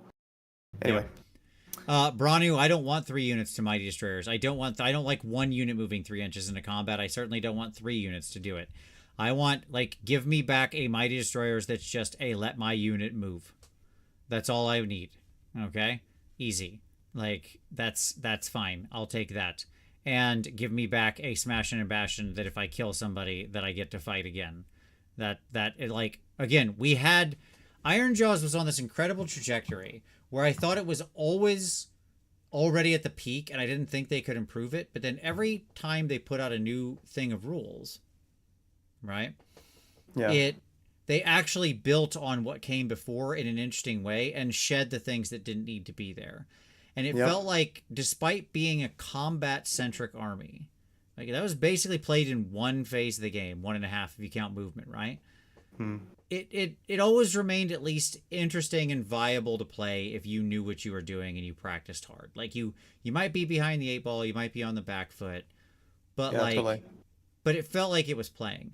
Now, I mean, again, I haven't played post the Battles Rule, so maybe new we wah all the time change that. I don't know. I doubt it, but maybe. It just feels like you're not even playing the same Warhammer as anybody else. Yeah. Yes, Gorka Morka has become another nerd. Yeah, you're not wrong. Okay. Yeah, that seems like one of the biggest misses, man. Like they took Yeah. out, they just killed IJ, in my view. Like Yep. yeah, just everything that you just said. Yeah, I concur. Agreed. Sons of Bahamut are going to be somewhere between start over and some small changes. I don't know what to do with this army. It's really hard. But in fact, no, it's fully in start over.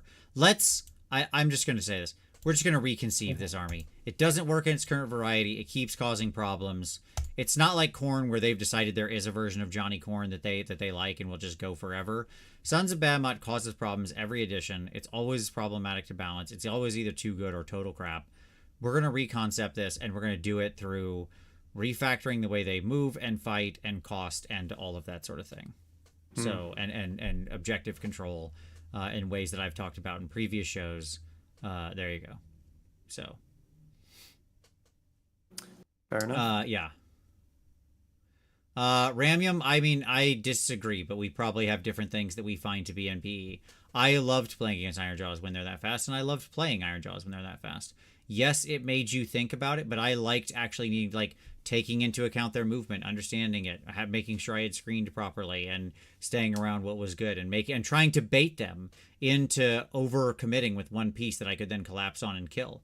Like that is AoS to me. That's the trading game. Like moving carefully. One of my favorite armies I ever played in a tournament was the year I took my like grab bag of crap Cities of Sigmar army, where the whole army could just like zip around the table at like 20 to 22 inches, and it was like it had like mild to average, like slightly above average shooting. And you know, I like it was a really hard army to pilot correctly, but it was really fun to play because it was super fast. It had a lot of threat, but it was very fragile, and so I always had to take like everybody's movement into account. What is every unit capable of, so on and so forth, right?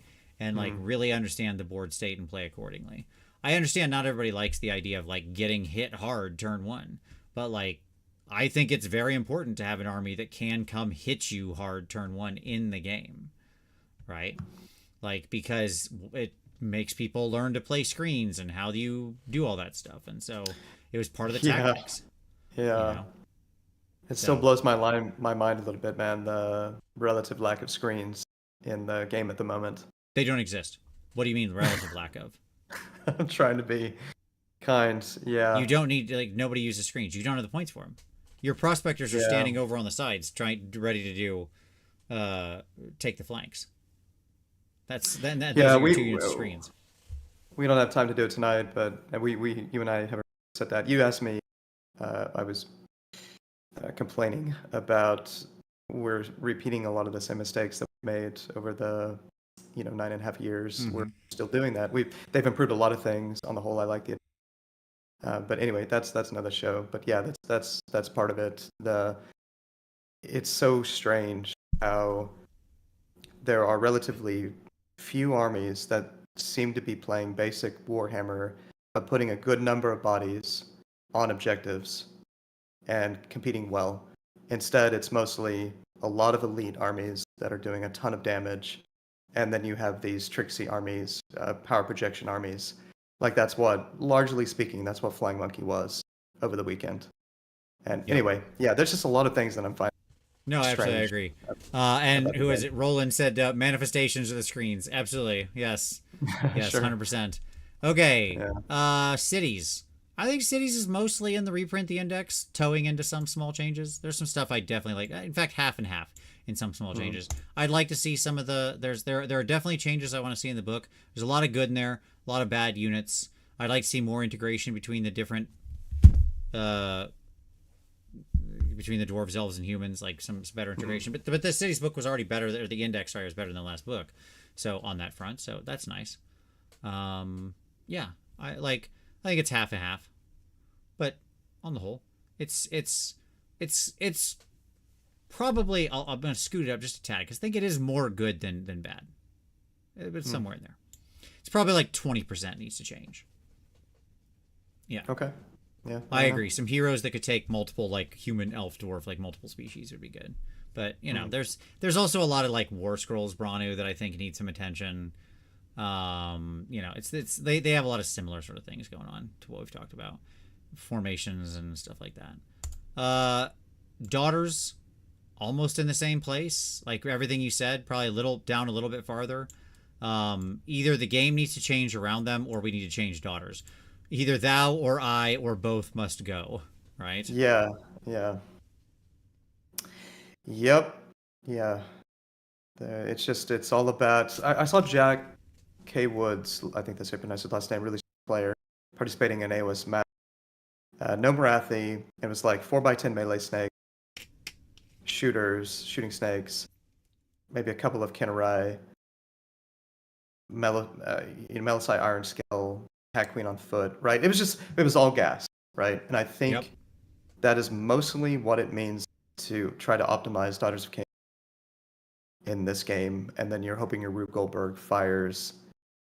Yeah. And because you can't. Anyway, that's a longer discussion. So no, yeah, I that's true. They're going to need some changes. Anyway, just what you said. It's just so kill or be killed right now with them. They're not. Yeah, it's not about scoring. It's kill or be killed. Yep. Fire Slayers are probably falling into the some small changes category based on everything we've said so far. Like, there's just So it needs some I attention. love them. I mean, I think they did a lot of good things there. It's really interesting to me personally. Conceptually, they've got a lot of good groundwork, but it's probably in the like 30 to 40% stuff needs to change pretty easily. Yeah, that's probably fair. KO, get down here to get down here with the loser club and start over. You can join this group of idiots down here. That's fine. Okay. Nurgle, mostly in the start over. Yeah, it's so hard to say because again, I'm going to put them half and half between some small changes and start over. And let me tell you my justification for that. Yeah. There's so much that's conceptually correct in Nurgle. So it really does feel like an execution problem as much as, like, you know what I'm saying? Like, I don't look at it and go, oh, you don't understand Nurgle. Like, sort of thematically aligned, it's one of the most correct books in the game, right? But, like, actual execution of what it's doing is just so far off of a viable strat. It just doesn't make sense. Like, if this is what the game is now, this is not the right book. You got to rethink what does an attrition army mean in this kind of an edition, right? Right. Like it just doesn't work in this way. So yeah, Nurgle became all about the right. So I played them in 2022. You know that list. Yep. I started out playing it as a castle. That didn't work. Leaned into playing Nurgle as Papa wants you to play, which is spreading disease. Had power pairs around the board. Had Plague Drones off, Blight Lords off, Lord Afflictions off. That was the deep threat, the board threat, battle tactics, etc. It was a beautiful symphony of disease. It was amazing. That list was extraordinary. It was so fun to play. It was one of my favorites in the nearly 10 years, right? It tickled all your Johnny sensibilities, yes. Oh, it was so good. Yeah. But yeah, anyway, just like the elements are not there. Like we don't want to go back to that was no fun. We don't want to go back to not allowing people to, anyway, we know what he did. And yeah, like, is there not enough counterattacking there? I think part of the problem is probably that Nurgle's often all been about it's not doing that. It appears to well. So yeah, I haven't looked into detail. I know Thomas at Weekend the Decadent player, Thomas thinks that pre-bell. And he thinks you cut that out there a little bit there, Tyler. I didn't hear what you said. Thomas at Weekend the Decadent, really good player. I was talking with him. He thinks that the disease is being underrated. That is even stronger now with the change that they made. He generally seems to hold the view that like there's more potency than is being realized, but I don't know the details. Sure. Really looked at them, but anyway, yeah. We'll see. Gits is definitely going into the some small changes category in the middle. There's the index is so whopper jawed and upside down with trolls being largely too tough and everything else being largely too bad, and why do spiders even still exist, and like what are we doing here? Like, what is this book? Figure it out. That's going in there. IDK I think is going to bridge the line here with everybody else between reprint the index and some small changes. There's definitely units that need attention, design style that needs attention, that kind of stuff. And then FEC is going to go down here and start over. Try it again. Take a second shot at that apple. Take a second bite. Yeah. Gets is lower. That's fine. Here, I'll bring him down a little. That's fair. Do you think Flesh Eater Courts have actually changed that much from 3.0? That is the rules. Like, it didn't feel to me like they'd actually changed. No, they didn't. They're almost exactly a reprint of 3.0. It's just that's how much the game shifted underneath their feet, right? And that's the problem with with quote unquote future proofing an index, is that like it's not. Because when you change all of the rules underneath something and all of the assumptions change, it's a huge deal, right? To how the army plays. It was doing very well and strong in third, and then the rules underneath switched to fourth, and it cratered. It cratered. And it's basically the same rules. What's the 30 seconds on why? They are relying on putting weak melee heroes into combat. They are a glass cannon that can't actually pump out that much damage. Okay. Which are being affected by a lot of to-hit debuffs in the game. That's pretty right. Common. Yep. They are a heavy infantry army in a game that with low defenses that wants to do extremely high damage to infantry. If you are an infantry army with low defenses, I am sorry about your luck in this edition. You are going to get your freaking clock cleaned. Interesting. Yeah. Okay. Yeah. All right. Like that's it. Yeah. And heroes are drops now too, so they can't they were classically a take a lot of drops army and stuff like that, or take a lot of heroes army. You know, like it's just there's more. Yeah. There's more. Like I'm not done yet, but there's more. Right. Westy said, Vince, I got my city spearhead. What is my next box that I want to buy to build off of it? Well, my answer there, Westy, would be decide what you want to build into as far as the army goes. Like, would you like to add some dark elves or dwarves or stuff like that to your army? Because if so, then, you know, there's your easy answer. Find the power pair in that you want to do, like the Dwarven Lore or the Dwarven Rune Priest plus a big unit of hammers. That's a great combo, right? Or a good hammer combination. Or the Dark Elf Sorceress plus the Executioners. That's a great hammer combination, right? So that's kind of fine. If you want to stay in the Hume side of cities, maybe like a Pontifex Zenestra or, you know, something like that, right? So I don't think she's in that box. So yeah, those would be my answers. Oh yeah, that's right. The hero saves did get worse and they lost their heroic action, yada, yada, yada. So there you go. Okay.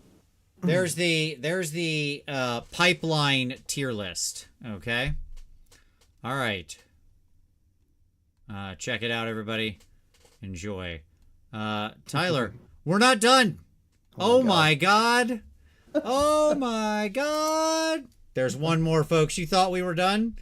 We are not done. We're done when I say we're done. Okay.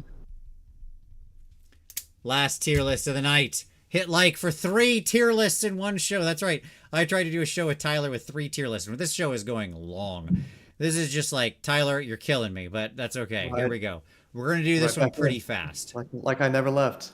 It is. We're going to do this one pretty fast, Tyler. I'm telling you right now, okay? Because we're not going to be here that long. All right. But here we go. Hit like, hit those things, chat it up, super chat, do all those fun things. Okay. Boom. Ready. This is the how do you want to win tier list. Okay? So the top tier here is full cheat. Okay? You're going full cheat to win. Obviously, I don't ever actually, to be 100% clear, I never actually mean cheating. Cheating is wrong. Don't do it. This is a game. Why are you cheating in a stupid game that doesn't mean anything? Okay?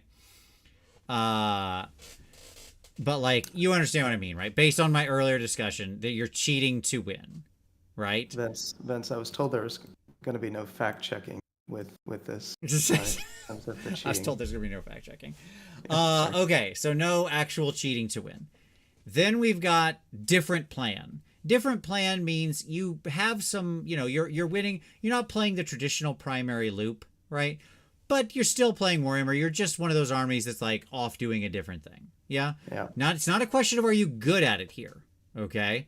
This is how are you trying to win, not can you actually win doing it. You understand what I'm saying? Okay. All right. I'll go left to right. So the left is you actually win doing it. The right side of the tier list is you fail. But that's how you're trying to do it. Does that make sense? What I'm saying? Yep. Yeah. Yep. Okay. And then the last tier down is just fair Warhammer. You play fair Warhammer. Yeah. All right. Again, fair. I've got a friend. Every time I say he's playing, you know, his army's playing honest Warhammer. I say, so that means it's terrible. Right. Yes, often it does. Thank you very much, Westy. Absolutely. He said number 3. All right, there you go. Pontifex it is. Okay. Yes, where's the full hobby cheating video tier list? Everything pre, like, 250 is just in F tier, Peppo. I mean, that's not true. I like a lot of those old tutorials, but video quality-wise, I do all sorts of different tier lists. Okay. All right, here we go. You ready, Tyler? Yeah. All right. Cool. Let's start with an easy one. Okay? We're going to get everybody comfortable here, we're going to start with some simple ones. You ready? Okay. Sons of Behemoth. Fair Warhammer. Classic fair Warhammer. They're going to walk around, stand on circles, punch things moderately to average amounts of damage, and fight and like play in the combat melee phase of the game. That's it. That's what they do. They'll throw some rocks every so often to no effect. Yeah. Classic fair Warhammer. They'll do some different rampages. They'll pick up a monster. Yeah, sure. But yeah. I'm going to put them dead in the middle for how successful they are with that strat. Okay? They'll kick some objectives, but yeah. Yeah. Okay, cool. Okay. So then I'm going to do 3 easy ones here. Nighthaunt. Nighthaunt go in full cheat. And they're very successful at that. Yeah. Right? They break every rule. They charge out of combat. They have, thankfully, now only on their turn, teleporting anywhere they want, anytime they want. Battle tactics, prospectors. It's the classic cheat to win army, right? Okay. I know you can't get all the heroes in a list, but it just blew my mind. The buffs and debuffs, all the things that army has now. It's wild. Yep, absolutely. Okay. Yes, I mean, I understand that the RJ Bland said, like, the Sons of Behemoth do have this, like, big objective control thing, but, like, so do ogres and stuff like that, right? It's that they objective control is, like, a big units. People run hordes now left and right with, like, 20 models, 40 models, stuff like that. So it's, like, it's not like it's that weird, like, to have a big objective control, honestly, in the new edition. If objective control numbers run pretty high now. Okay. Cool. Very good. All right. Okay. So there's kind of 2 easy examples. All right. Sylvaneth. Are they in different plan, or have they moved up into full cheating at this point? I think they're in different plan. Let's hope different plan. Yeah. I mean, certainly at minimum different plan, but yeah. I'll put them dead in the middle. I don't know how successful they're going to be at it, but I think they've always been the different plan kind of army. Absolutely. They still do have to play by the rules a lot. Now, Strike and Fade does let them cheat. That's the one thing that's making me go, you're drifting up a little. You're drifting up a little. Strike and Fade is so NP and so Garbo. But other than that, Strike and Fade with their 1 unit, they are mostly a different plan kind of army. Yeah, I'd say 3.0, there's a discussion. 3.0 Strike and Fade, there's about it up there, but not 4.0 in my mind. Sure. Weak in the Decadent says hope isn't a plan, Tyler. Tyler's got the concept of a plan. He's got the concept of hope. Okay, so. All right. Ossiarch Bone Reapers. Classic fair Warhammer. Right? In 4.0, that's certainly... Yeah, in 4.0, right now. I think the case. Yeah. This is fair Warhammer. They've got some cav. They got some artillery behind the line. They want to move up some more tech guard. Get you in a nice little grind. This is fair Warhammer. This is what it looks like, folks. You may not like it, but this is what peak performance looks like, right? Yeah. Okay. Yeah, they did a good job with OBR. They obviously got rid of the recursion. That was one of the biggest problematic elements with that hyper Yeah. elite army. It actually feels maybe not good to everybody, but it's okay to play against OBR nowadays. I agree. I think and they're pretty decent at it. Yeah. Okay. Ghost Mutton says OBR are the most army in Warhammer. I think in 4.0 I finally agree with you. Yeah. Okay. Yeah. Doc. We've talked about it a couple times, but I think it's still true. It's fair Warhammer town. I don't know how successful they are at it, but it is fair Warhammer. It's fair Warhammer because they're not great at cheating in many ways. Or Yeah. like cheating in the sense of like they're living on a hope and a prayer at times to be good at activation games, and that's often not going to happen. Or good at rolling A pluses with Scath Coven, and so on and so on. So yeah. Yep. Yep. Nurgle. I think Nurgle sits pretty firmly in the losing side of different plan. That's what they're doing. Like, what they want to do is have a different plan, right? They want to move around. Like, yes, they still move and fight, but really how they want to win is like attrition and spreading disease on you, and a little bit of spells here or there, a little bit of other things to like grind you down, right? So they're close to fair Warhammer, but they're trying to do it in a different way, right? They're trying to do a lot of mortal damage. Again, I'm not explaining. This isn't a question of how successful they are at it. I'm saying how the intent, right? Yeah. That seems about right. Yeah. Yeah, including obviously an army with 5-up wards. I mean, that's going to be part of it, right? In terms of a different plan. Absolutely. On the cheat side, in my opinion. Yeah, so that's Thomas there. Thomas, I was giving you a shout out on how you're one of the rare people that say you think that the disease is actually really strong. And so, yeah, if you would elaborate on that in the chat, be curious your comment. And in general, why you think Nurgle's on the cheat side. I would love to know. Seraphon. Tyler, I can't believe I'm about to say this, but have they moved into fair Warhammer? Maybe they're at the top of it, but is that where we're living now with these guys? I mean, I think they're one of the embodiments of fair Warhammer right now, dude. Like, what have we come to as a society? Yeah. Okay. Okay, All right. Thomas. I mean, that's great, buddy, that you're good at Warhammer. But why have you not lost with Nurgle? What's going on, man? Yeah, maybe Well, you we'll are have the to- outlier. That is the case there. Their win rate reflects that. But I mean, that is a skill. We're gonna need 2 cruel boys for this one.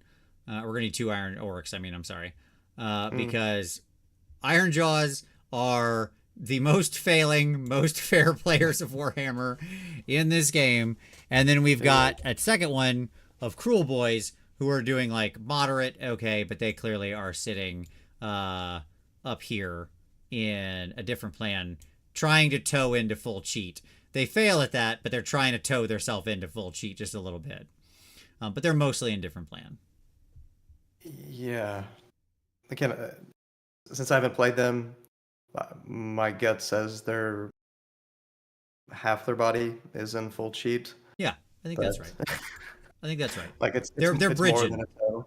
They're bridging. Yeah, it certainly seems more than a toe. I saw an interview. Rob did an interview. NashCon Cruel Boys players playing on top tables. Can't remember the guy's name. He's been around, and just listening to him, like he galaxy braining, explaining everything going on with Cruel Boys. Like, oh my god, yeah. Oh, In the hands of skilled players, this army is a nightmare. Potentially, it is a galaxy brain army. I'm not gonna disagree with that at all. Okay. Yeah. All right. That's right, Laurent.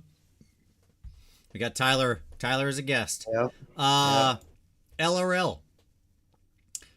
In the current Huracan world, they want to live in full cheat. That's it. But I'm going to put them down here, towing into different plan, because that isn't actually the whole book, right? Like, the Wardens and Dawn Riders and Sentinels, like the Venari stuff, actually just wants to win through a somewhat different plan, often through like sort of shooting and stuff like that, sort of combination type of thing. But the way they're currently being played is in full cheat mode. Like that's what the book is allowing right now, right? Yeah. Okay. Hey, that's yeah, my friend Chad, LRL player, he's gonna be very proud of you for saying that and appreciate it. There you go. I do think like we could live in a world where we bring LRL down to nice different plan status, which is fine, by the way. Like there's nothing wrong with different plan. Different plan is good. You want different plan armies. Those exist, right? Yeah. Like there's nothing wrong with that. Wait, so where are you putting them? Halfway between different plan and full Halfway. cheat. Basically. Okay, I got it. Okay, got it. A little bit more into full cheat. Like they and Cruel Boys are like this, right? Like does that make sense on the bridge between the two? Okay. Yeah. Like they're more in full cheat than KB are. Yeah. That's probably fair. Yeah. Okay. So Laron has, I think, officially been upgraded from an acolyte priest of the Church of Highlander. Love you, man. Right. Laron is rocking. I'm just gonna give it away. Laron. I mean, it's not a secret in Missouri. Karazai and Krondus Highlander list. It's possible. Both in there. It's possible. Yeah, Highlander. Like, don't Amazing. complain to me about I can't do Highlander. I get it. Some armies can't do it. If you can throw two big A dragons, and you can do it. About anybody can do it. Anyway, love you, bud. We can decking it. I'm finding a way to add girth to this segment here. We got to get to that 4 hours. Nurgle does. No, we don't. Let's see. Thomas. Here we go. Nurgle's on the cheat side. I've not lost. Yep. Okay. And Nurgle does really well. Push all the get disease started. Guo spell, great and clean one. Combat, Rotmire Creed, trees. Beast of Nurgle charge and both players charge, and you can power through with him all the time with 8 wounds. Rodigus and +1 to cast. Okay, cool. Some good stuff there. Nice. Very nice. All right, Disciples of Tzeentch. I mean, is this not the classic full cheat army? Like this is they literally have cheating in their thing. Now I'll put them down here. They want to drift towards different plan because also they're like rely heavily on spell casting and magic and stuff like that, which is just a different plan. But they are like they love being the cheat army. That's what they are. That's what they do. Yeah. Ron, you can't tell me anything. We've known each other for a long time. If you tell me anything and I'm on the show, it's gonna come out. It is what it is. Skaven. Pretty firmly in different plan, right? Like Skaven don't want to get in a standard punch up in the middle. They are now largely trying to go a heavy type of shooting route and tricksy stuff like that. So they've moved away from Fair Warhammer into different plan. Oh, they moved away from Fair Warhammer. I see. Okay, they have been in Fair Warhammer most of the existence, but they've just recently moved away. Okay, correct. I gotcha. That's a correct statement.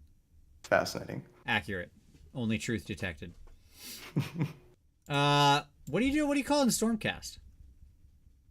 Stormcast are, for the most part, stomach. Just suck it up with 6 long strikes, everybody, because we're still playing the game, apparently. We're doing Fair Warhammer, buddy. Yeah, I agree. I think Stormcast are mostly living in like Fair Warhammer. That's pretty true. Now, Fair Warhammer does happen to involve 3-up down to 2-up save and a 5-up ward on a number of units, and I'm sure there are people who would question the legitimacy of that being within Fair Warhammer space. But we're also, maybe putting 36 models on the table, and there's a lot of damage in this game, as we all know. Sure. So that's where they are for the most part. Yeah. S2D. I'm gonna bridge S2D here. S2D are in a weird place because the vast majority of S2D sits very firmly in Fair Warhammer, just like very firmly. Sure. Okay, like that is simply true. They want to go out there and do the very standard thing. And then you've got this oddity that is Bellicor, who somehow jumps all the way up into like full cheat, right? Sure. And stuff like that. So what I'm going to do instead is just kind of bridge them up here a little bit like that. Because I do think the vast majority of S2D, like as they conceive of it, really does want to play fair Warhammer, but they've got this like massive cheat piece hiding in the middle, and then they've got this different plan piece in their like weird double pile in tactics and stuff like that. But Yeah. I'll still give them cred for being a mostly fair Warhammer book. Like again, as conceived, right? We're thinking about the Yeah. book as a whole here. Yeah. So Uh, let's see the point. Ghost Mutton, different plan, tons of deep striking with Stormcast. What do you think about that statement? I don't. I think that's just. I think that's just like a delivery mechanism. I don't think Yeah. that moves them enough into different plan. I put them at the top of Fair Warhammer to like account for that. They like just Yeah. touched different plan because yes, like that is true. They play with that just a little bit, but I don't think like lots of people have teleports and deep strikes and stuff like that. It's you still end up playing Fair Warhammer in the end. Yep. Yep. Yeah, you're playing the meta, LeBron. Just maybe not enough people realize it. So expect great things, and then you got to move away from those dragons. Gotta move quickly. Too good. But yeah, a couple weeks. Let's see it. All right. Very Sorry. nice. Ogres. Put them down here on the very fair Warhammer and very bad at it. Okay. Sure. Easy enough. Heed Knights of Slanesh. Different plan for sure. I wish they played Fair Warhammer. I want all my lists I built are I'm trying to play Fair Warhammer, and that's why I keep losing with them and I'm not enjoying the army because I just need to accept that like how the designers see Slanesh play is not how I see Slanesh play. So there you go. Yeah. Go ahead. Archeon's good, Joe. A number of people have been getting good results with him. Played against him. Yeah, he's not. I don't think anyone would say Archeon is the optimal choice for a Slaves of Darkness list that's trying to. Yeah, but It's interesting. He can kind of auto win you a few matchups you probably would win anyways with most Slaves lists, but he can just kind of auto win some games. But there's also some armies where he can be a real liability. So it's tough. But he's a perfectly fine piece. All right, Caradron Overlords definitely going in the different plan territory, edging up into full cheat because of the weird. Have you played the Ironclad 30 Thunderers redeploy the entire army away from you list every ground? I've played a light version of that, and I was so happy when Brendan that he was going to do that. He did do it to me, and I didn't. I literally went the whole game and didn't make an attack roll. Yeah. Not one. Well, I mean, yeah, that's you did say shooting is basically dead a couple of nights Indeed. before. So I I'm guess like, that I one. don't- I mean, and that the problem is that list rolls over to like better enemy shooting, right? Like that list rolls up to a Zinch list and is like, oh no, oh god. Yeah. But What are we yeah, doing? it's for an army that's at the rock bottom. That's some true nonsense. Yeah.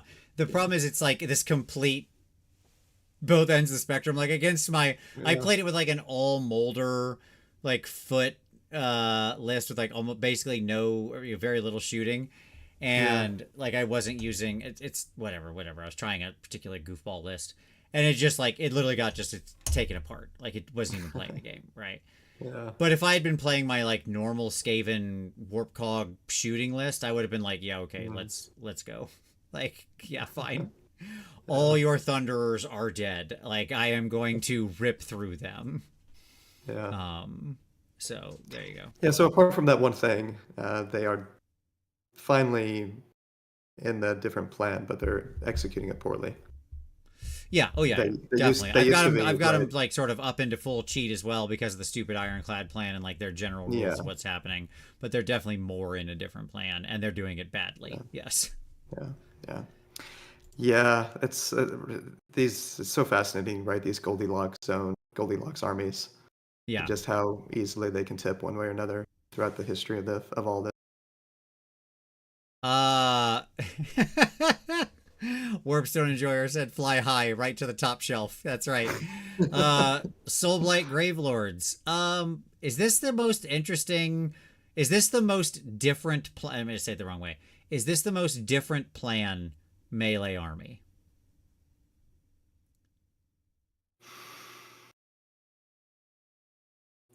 Oh, it's definitely up there. I don't know if it's the most different, but yeah. Like it's firmly sitting in different plan, right? Like Oh, it's absolutely. Yeah. okay. Yeah. We're in Yeah. agreement Yeah. there. It's not. Yeah. I I suspect. Anyway, we talked earlier about it, right? Yes. It's like 2 by 10 dire wolves, 2 by 20 dire, 2 by 20 graveguard. Previously, there were more flying black knights, 2 by 10 black knights.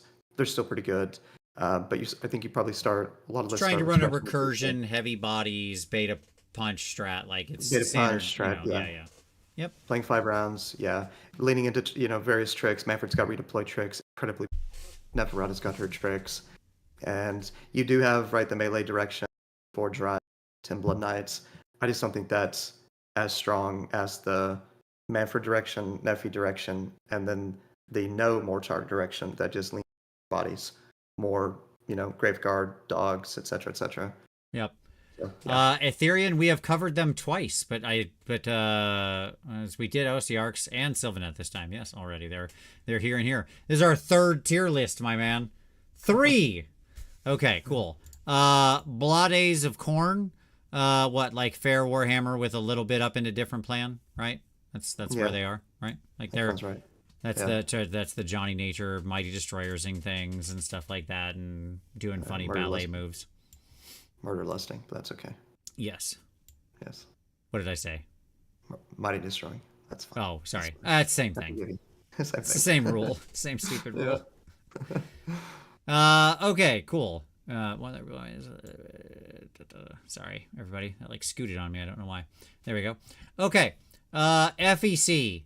FEC wants to play Fair Warhammer, right? It's just very with like a little toe in a different plan, and it's just like bad at it completely. It's down here. That's right, right? Hmm. Well, yeah, you made some good arguments tonight. Like I said, I've got one game against them. They felt reasonably solid to me, but the win rate is what it is.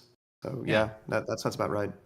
Like a little toe in different plan, mostly Fair Warhammer, like mostly packs of ghouls. I don't mean just actually the ghouls. I mean like construed. That want to like go in and have punch ups with you and stuff, right? Like that's basically what's going on. Yeah. Idneth Deepkin. Oh, so very much in different plan. Very much in different plan. With like a little, they want to push up just a little bit towards full cheat. They've got some interesting little sneaky things. They're not in there at all.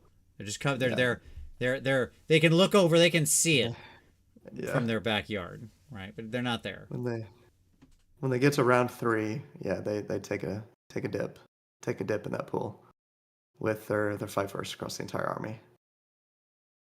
But yeah, no, I think that's right. Okay. Yeah, fascinating army, man. Really interesting army. It is. I mean, like again, it's a Johnny dream come true, right? For It really, yeah.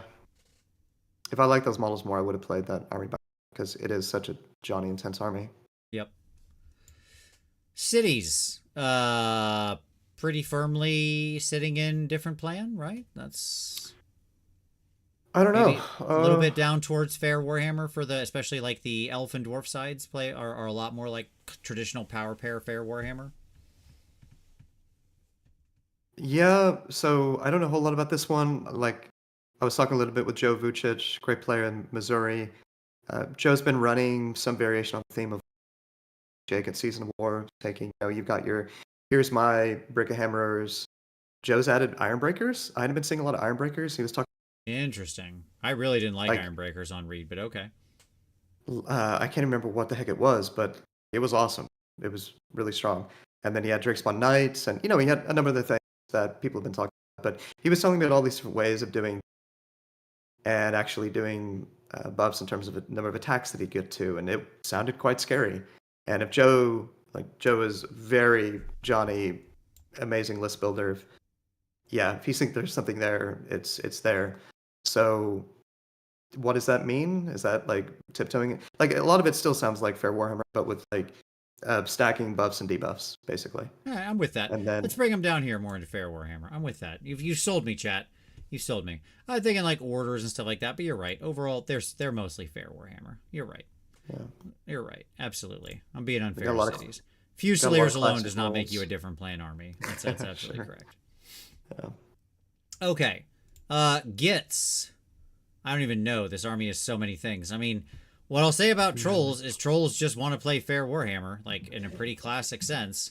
It's 3 packs of 6 dudes and then some big bosses walking up and killing things through just grinding the crap out of them and not dying. They are the most successful version of that thing. I think goblins and squigs are probably basically in the same camp. Again, they're trying to go about it the other way around, where they're doing like some stacking buffs, debuffs, and so on and so forth. But are they just the most successful fair Warhammer army in the game because of just raw stats? Like the trolls are just good enough that like they're everything Ironjawz wish they could be. Is it that kind of a thing? Yeah, that sounds probably right. I'm trying to remember why was gets busted to hell in 3.0, which they were. They were the OG of the busted 3 books, and then we had that string of busted books. I mean, And because they had so many problems at the beginning. They like if you look at every time this book has been printed, every time it's printed, there's some version of the army that comes out. It was often, up until this point, it was often like a whole bunch of goblins getting mortal wounds in some way, right? Like in some insane combination. If you remember back in like, what was it, 1.0, 2.0, they had the ridiculous stack on the boss, and somewhere in there was the stack on the regular hordes themselves, and like and then there was the squig bouncing in 3.0. I think that's the squig herds, and the squigs was your 3.0 big offender. So just like every edition has brought a different in each edition, a different part of the army got broken. Usually through being too cheap, too efficient, and having too easy access to mortal wounds. Usually. Like writ large. So so like I think that's basically the history of the thing. All right. Yeah, exactly. In 5th edition, it'll finally be Spider's turn. Sure. Yeah. And then finally, Fire Slayers. I mean, but like this is absolutely fair Warhammer, right? Like these are a bunch of naked dwarves running around throwing, or like hitting you with axes. It's like absolutely fair Warhammer, right? Yeah, pretty much. Yeah. Yeah, similar to kind of what we were talking about with cities. There could be a fair number of buffs involved. Minus a wound, make you fight last, put crit mortals on, this turn. But yeah, for the most part, fair Warhammer. Yep, I needed to move slaves over. I didn't place them in the correct like win rate or place there, as it were. Yeah, there you go, folks. The last tier list. That's it. That is actually done. Now we're done. Fair to a fault. Yeah, that's right. So like there we go. So what do we got? Only really a few armies up there touching that full cheat space. Cruel Boys. We might be underselling Cruel Boys. It's fine. KO, yeah. IDK, Sylvaneth. Yeah, all those seem about right. And then, yeah, more and fair than I would have expected. Interesting. Yeah. A lot of different plan, a lot more in fair Warhammer. And like, if you look in the fair Warhammer, it's like S2D and Gits, and then beyond that, it drops like a rock, right? Like, not that OCR, like, there's still people in the fat middle there. I don't want to be too hard on it, right? But like, it gets rougher as you go to the right. Josh, best tier list: S2D Bellicor with Iron Wall of Infantry, or Venari, Blade Lord, Magic, LRL. Which would be the best into tricksy play? I do dot, but I don't want human Zinj for theme looks. I know S2D mark sucks. Okay, so like, if you want, you're saying like you want the tricksy play, right? You're looking for the tricksy play. Okay. Or yeah, if you want to be the tricksy player, my answer is I think you're much better off with S2D, honestly, in the long run, because it's a deeper bench. You can still have a lot of interesting units and tricks, and things will move around a lot. So even as like points shift around, you'll still have a lot of options. LRL, I think, will like catch another nerf to the face. I really do. And I think, honestly, they'll fall into a different place. So there you go. Why is that tricksy play other than Bellicor? It's not. That's what I'm saying. Like, I think how I interpreted what Josh asked was, if you want to have an army that's like skill testing and interesting in some way, I think S2D gives you a longer road for that. Because like right now, sure, it's Bellicor and some Varangard, but like realistically, I think as S2D falls into place, its bench is deep. It's and it will have lots of interesting paths you can explore over time as things move around. That's what I'm arguing. I'm arguing for the endurance. Does that make sense? I wasn't thinking Trixie like our full cheat definition here as much. I was thinking Trixie like responds well to interesting play between those two armies. I just think LRL ends up on rails a lot. I really do, in the way you play it. What do you mean by that? Okay, let's assume the Huracan thing gets nerfed, which, like, come on, it will. All right, it's just this isn't going to persist. All right, but the same way that like the same way the stupid foxes eventually got nerfed last time they were a problem. It took longer, but it eventually happened. Yeah. I don't know. I'm not. I don't necessarily agree for what it's worth. I played against Huracan. I finally got a game in. Yeah, we can move on, but sure. We'll see. Let's just, for the sake of this, grant me that it gets fixed. Okay. Fair enough. Yeah. Then, when you end up with like the mixed arms LRL armies, to me, it's a very uninteresting army to play. It often feels like I think back to the template example of this was, remember Ben Sava's spellcast list where it was like he was going, Benjamin Sava's, spellcast list where he was like, I do this and then this and then this and then this and then this. Like, that is ultimately what LRL responds best to. Like, right now they have this, the one interesting thing about the Huracan is it does open up this like really weird loose play style that's just happening and responsive to the board, which is very different than LRL had always done. If that goes away or gets significantly weakened, they're going to go back to like, I want to execute this and then this and then this and then this, right? Like, I'm going to do this and then buff the Blade Lords or buff the Dawn Riders and they get this buff and everybody else gets this buff and then I cast this spell. You know what I'm saying? Where it just becomes I see what you're saying. Yeah. You have a very established game plan. To me, Trixie play means I have a lot of responsiveness to the board state. Yeah? Mm-hmm. Okay. Again, why I actually loved that weird cities army I built, because it was like very responsive to the board state, right? Yeah. And I just don't think that's LRL outside of the Huracan thing. That's it. Interesting. Yeah. No, I like that Matt and company took a softer touch on. I mean, a lot of people made fun of the article, right? We're keeping an eye on Huracan. I appreciate that they did that and they didn't go full bore. Because we're keeping an eye playing on against Mana Crypt. Yeah, absolutely, sure. Playing against it, like it's one of the, you have to, right? You need to play against it and see it, and like I know it's going to be different from army to army, but it was eye-opening playing against it. It's strong, right? But there's a number of buts there with it, is all I'll say, and sure. I think it's a legitimate play pattern. It just might be 3 units might be too many, right? It might just be 2 units that you're doing the Huracan Temple trick with, and that's the sweet spot. Yeah, but yeah. No, that's fair. Yeah, I was just curious. All right. Well, everyone, that brings us to the end. As usual with Tyler, you got value for your dollar. Mm-hmm. We got a nice long show in here. Tyler, hey, buddy, thank you so much for coming back, man, and doing all this with me. I really appreciate it. It was great to have you back. Yeah, it's been a lot of fun. I got another 2 hours in me right now. Like I want to talk with you about. We barely even touched on, the state of the game in some ways, more like the fundamentals. I really liked the episode that you did. I can't remember who it was with, the good and the bad and the Yeah.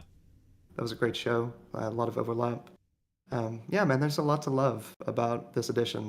There's also a lot of issues that still need to get worked out, but hopefully we're moving in the right direction. See, that's exactly what Ghost Mutton said is correct, Tyler. That's all right. You got to leave the people wanting more. They want more Tyler, okay? And 2, that just means you got to come back again so we can pick it up right there and carry on this discussion, especially as things continue to change and evolve. So, I will say thank you very much, everybody. Thank you, Tyler. Thank you, everybody out there.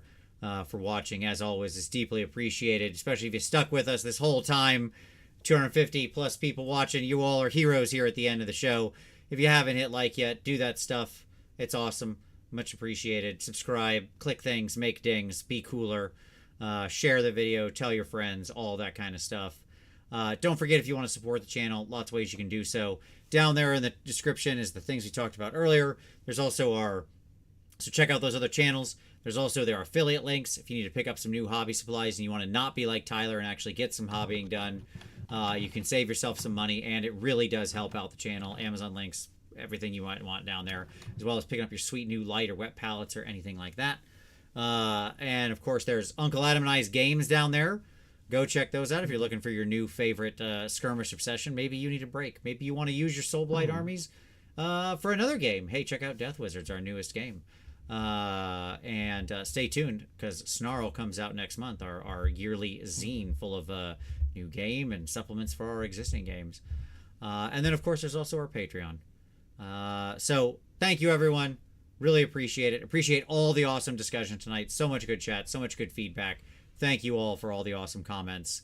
Really appreciate you all. Everybody have a good night. As always, we will see you next Wednesday.